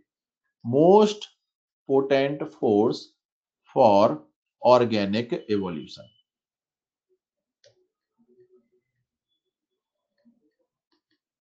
तो अगर तीनों स्ट्रगल में आप बात करोगे तो सबसे ज्यादा जो पोटेंट फोर्स है किसके लिए, ऑर्गेनिक इवोल्यूशन के लिए, वो आप क्या टिक करोगे, इंटर स्पेसिफिक टिक करोगे। ये आप इकोलॉजी में थोड़ा सा पढ़ते भी हो, है ना? एनवायरमेंटल की बात करें तो cold, heat, wind, rain, drought, food, flood वगैरह, ये किसी भी स्ट्रगल इन वजह से भी हो सकता है। तो ये स्ट्रगल फॉर एग्जिस्टेंस के बेसिक कुछ पॉइंट्स थे, ठीक है? तो इसमें जो पढ़ाया वो आप याद रखिएगा। हर एक कीड़े का दिन आता है, हर एक कीड़े का दिन आता है, कहां बात प्रूव्ड हियर, मतलब समझ में नहीं आ रही बात बेटा। हर एक कीड़े का दिन आता है ये क्या बात थी, हर एक कीड़े का दिन आता है? हाँ, ऐसा तो मैंने नहीं सुना बेटा कि कीड़े का दिन आता है, मैंने कुछ और सुन रखा है कि दिन किसी और का आता है, कीड़े का थोड़ी ना आता है बेटा। चलो अच्छी बात है बेटा, कीड़े का दिन मान लेते हैं, चलो ठीक है, हर एक कीड़े का दिन आता है और सीजनल फ्लक्चुएशन में उसकी पॉपुलेशन बढ़ जाती है ना? चलो ठीक है, बहुत अच्छी बात है। चलो आगे बात करते हैं। थर्ड जो पॉइंट है, जो ये हमारा आज का लास्ट पॉइंट है जिसको हम डिस्कस कर रहे हैं, उसके बाद हम लोग बाकी की थ्योरी फिर नेक्स्ट टर्न पर पढ़ेंगे। Variations and heredity. अब ये पॉइंट समझते हैं, वेरिएशंस एंड हेरिडिटी। शेरों के जमाने होते हैं, कोई बोला डॉग के जमाने होते हैं, कोई बोला सिल्क वर्म के जमाने होते हैं। अब ये सिल्क वर्म भी कहां से आ गया बेटा, सिल्क वर्म का डे आता है, ये कैसी बात है? सिल्क वर्म के लिए तो स्टिफलिंग और रीलिंग वाला फंडा होता है बेटा, वो तो बहुत ही जबरदस्त होता है वहां पर तो। अच्छा, भावनाओं में बह गए बच्चे, हाँ? चलो ठीक है, अगर ये अभी चैट जो है, ग्रुप चैट अगर डिसेबल ना होती तो यहाँ पर तो बिल्कुल मतलब पता नहीं क्या होता फिर। हाँ, अच्छा है कि फिर सिर्फ मैं ही रीड कर पा रहा हूँ सबके कमेंट, आप लोग एक दूसरे के कमेंट रीड नहीं कर पा रहे, सिर्फ अपना ही वहां पर कमेंट रीड कर पा रहे हो या सेंड कर पा रहे हो, है ना? अच्छी बात है। नहीं बेटा, ये गलती नहीं कर सकता इनेबल करने की, ये बहुत ही अच्छा ऑप्शन है। अगर नहीं होता तो मैं स्पेशली इसकी रिक्वेस्ट करता कि ये डेवलप किया जाए, है ना? ये बहुत ही अच्छा ऑप्शन है कि यहाँ पर ग्रुप चैट जो है वो डिसेबल है ना? चलो वेरिएशंस एंड हेरिडिटी की बात करते हैं टाइम वेस्ट किए बिना।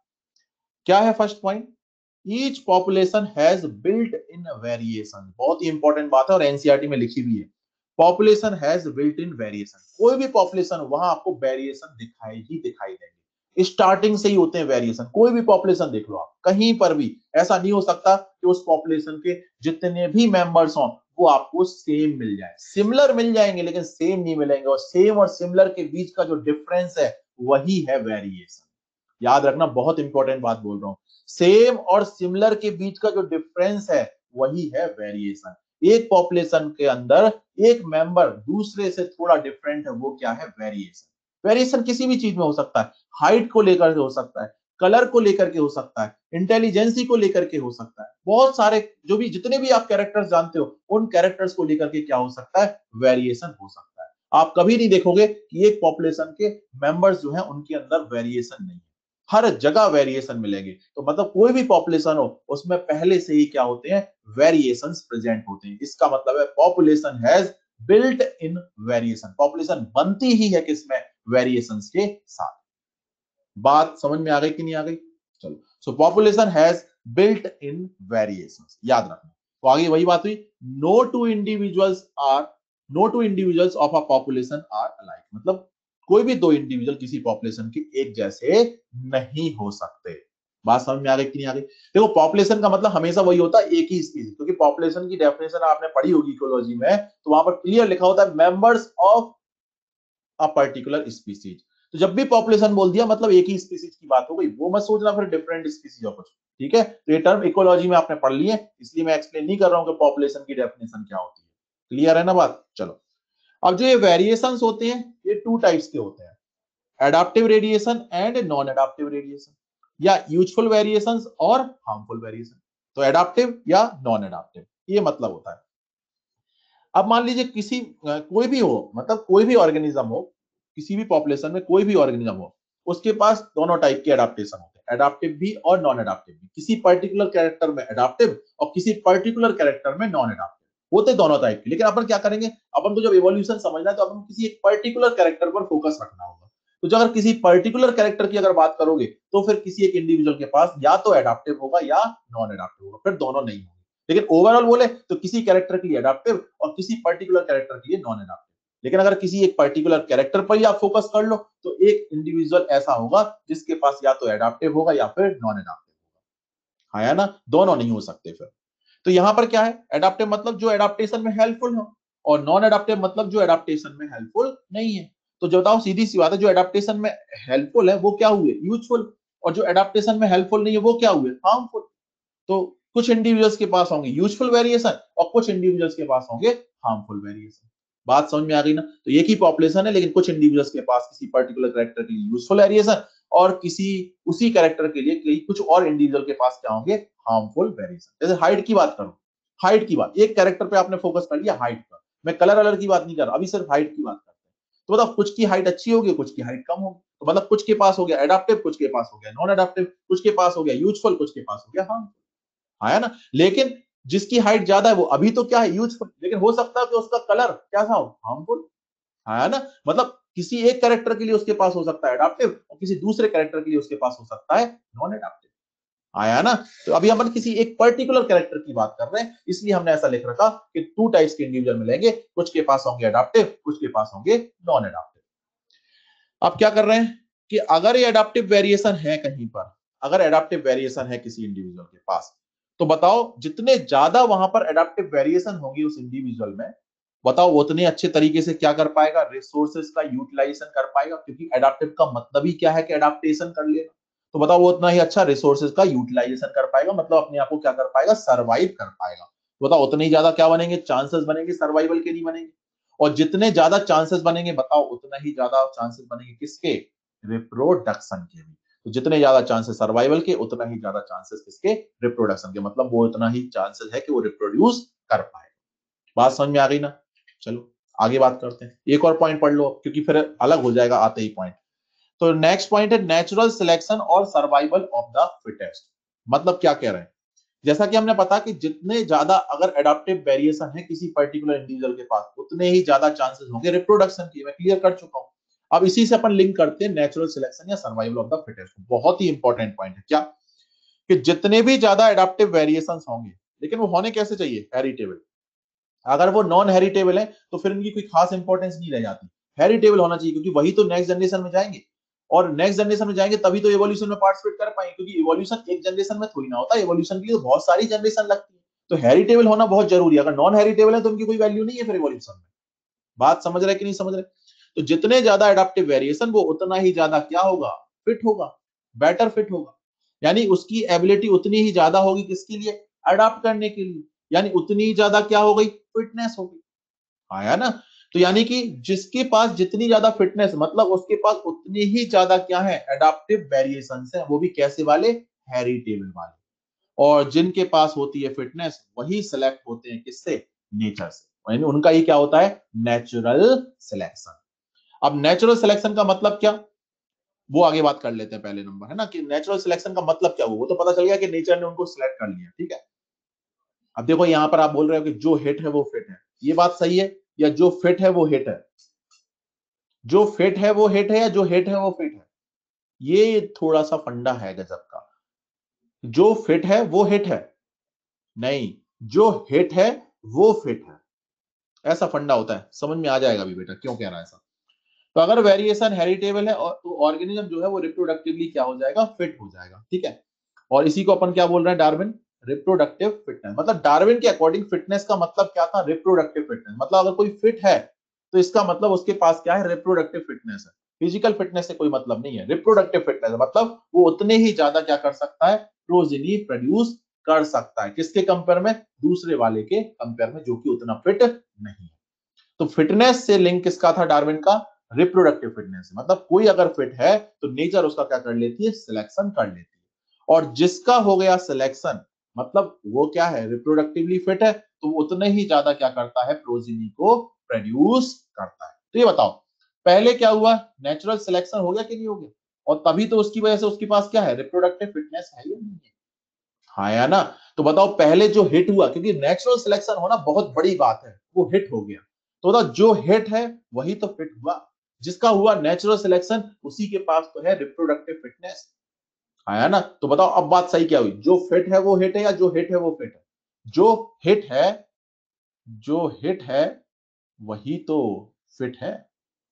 जिसका हुआ नेचुरल सिलेक्शन उसी के पास तो है रिप्रोडक्टिव फिटनेस।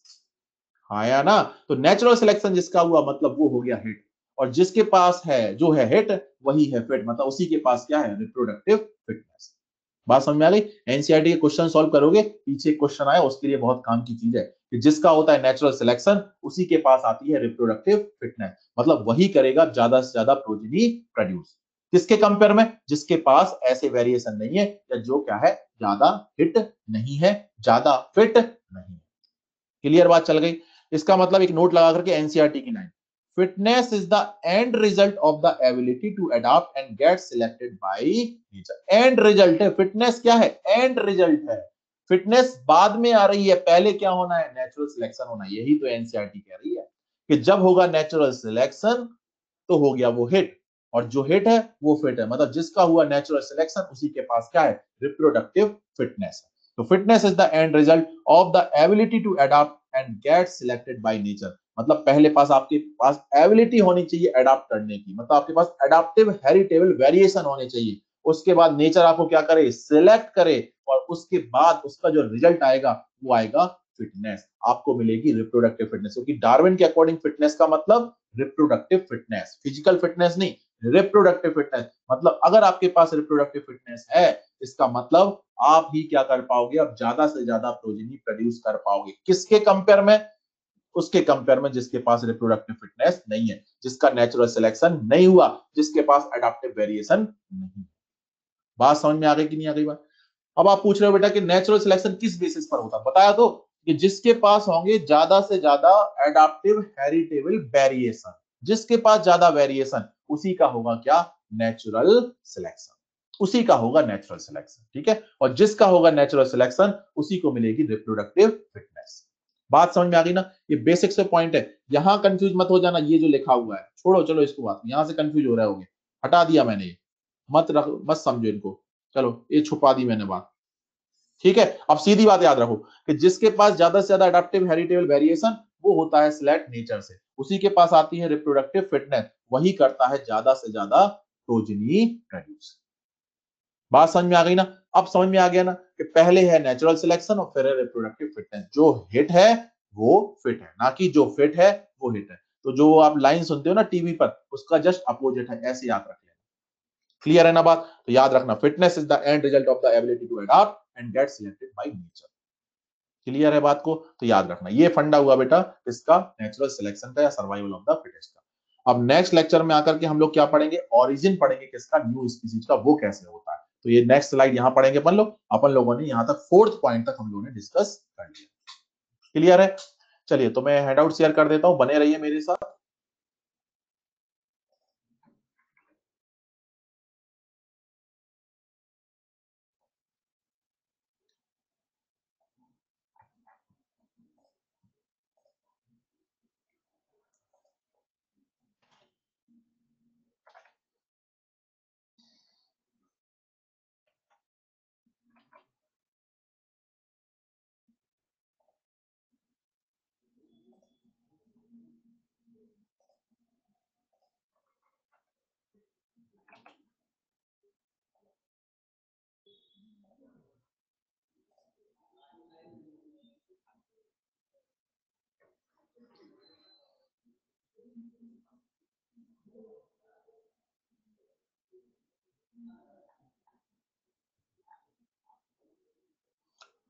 ये लीजिए, मैं आज के लेक्चर का जो बी पार्ट है हैंडआउट का वो भी मैं अपलोड कर रहा हूँ।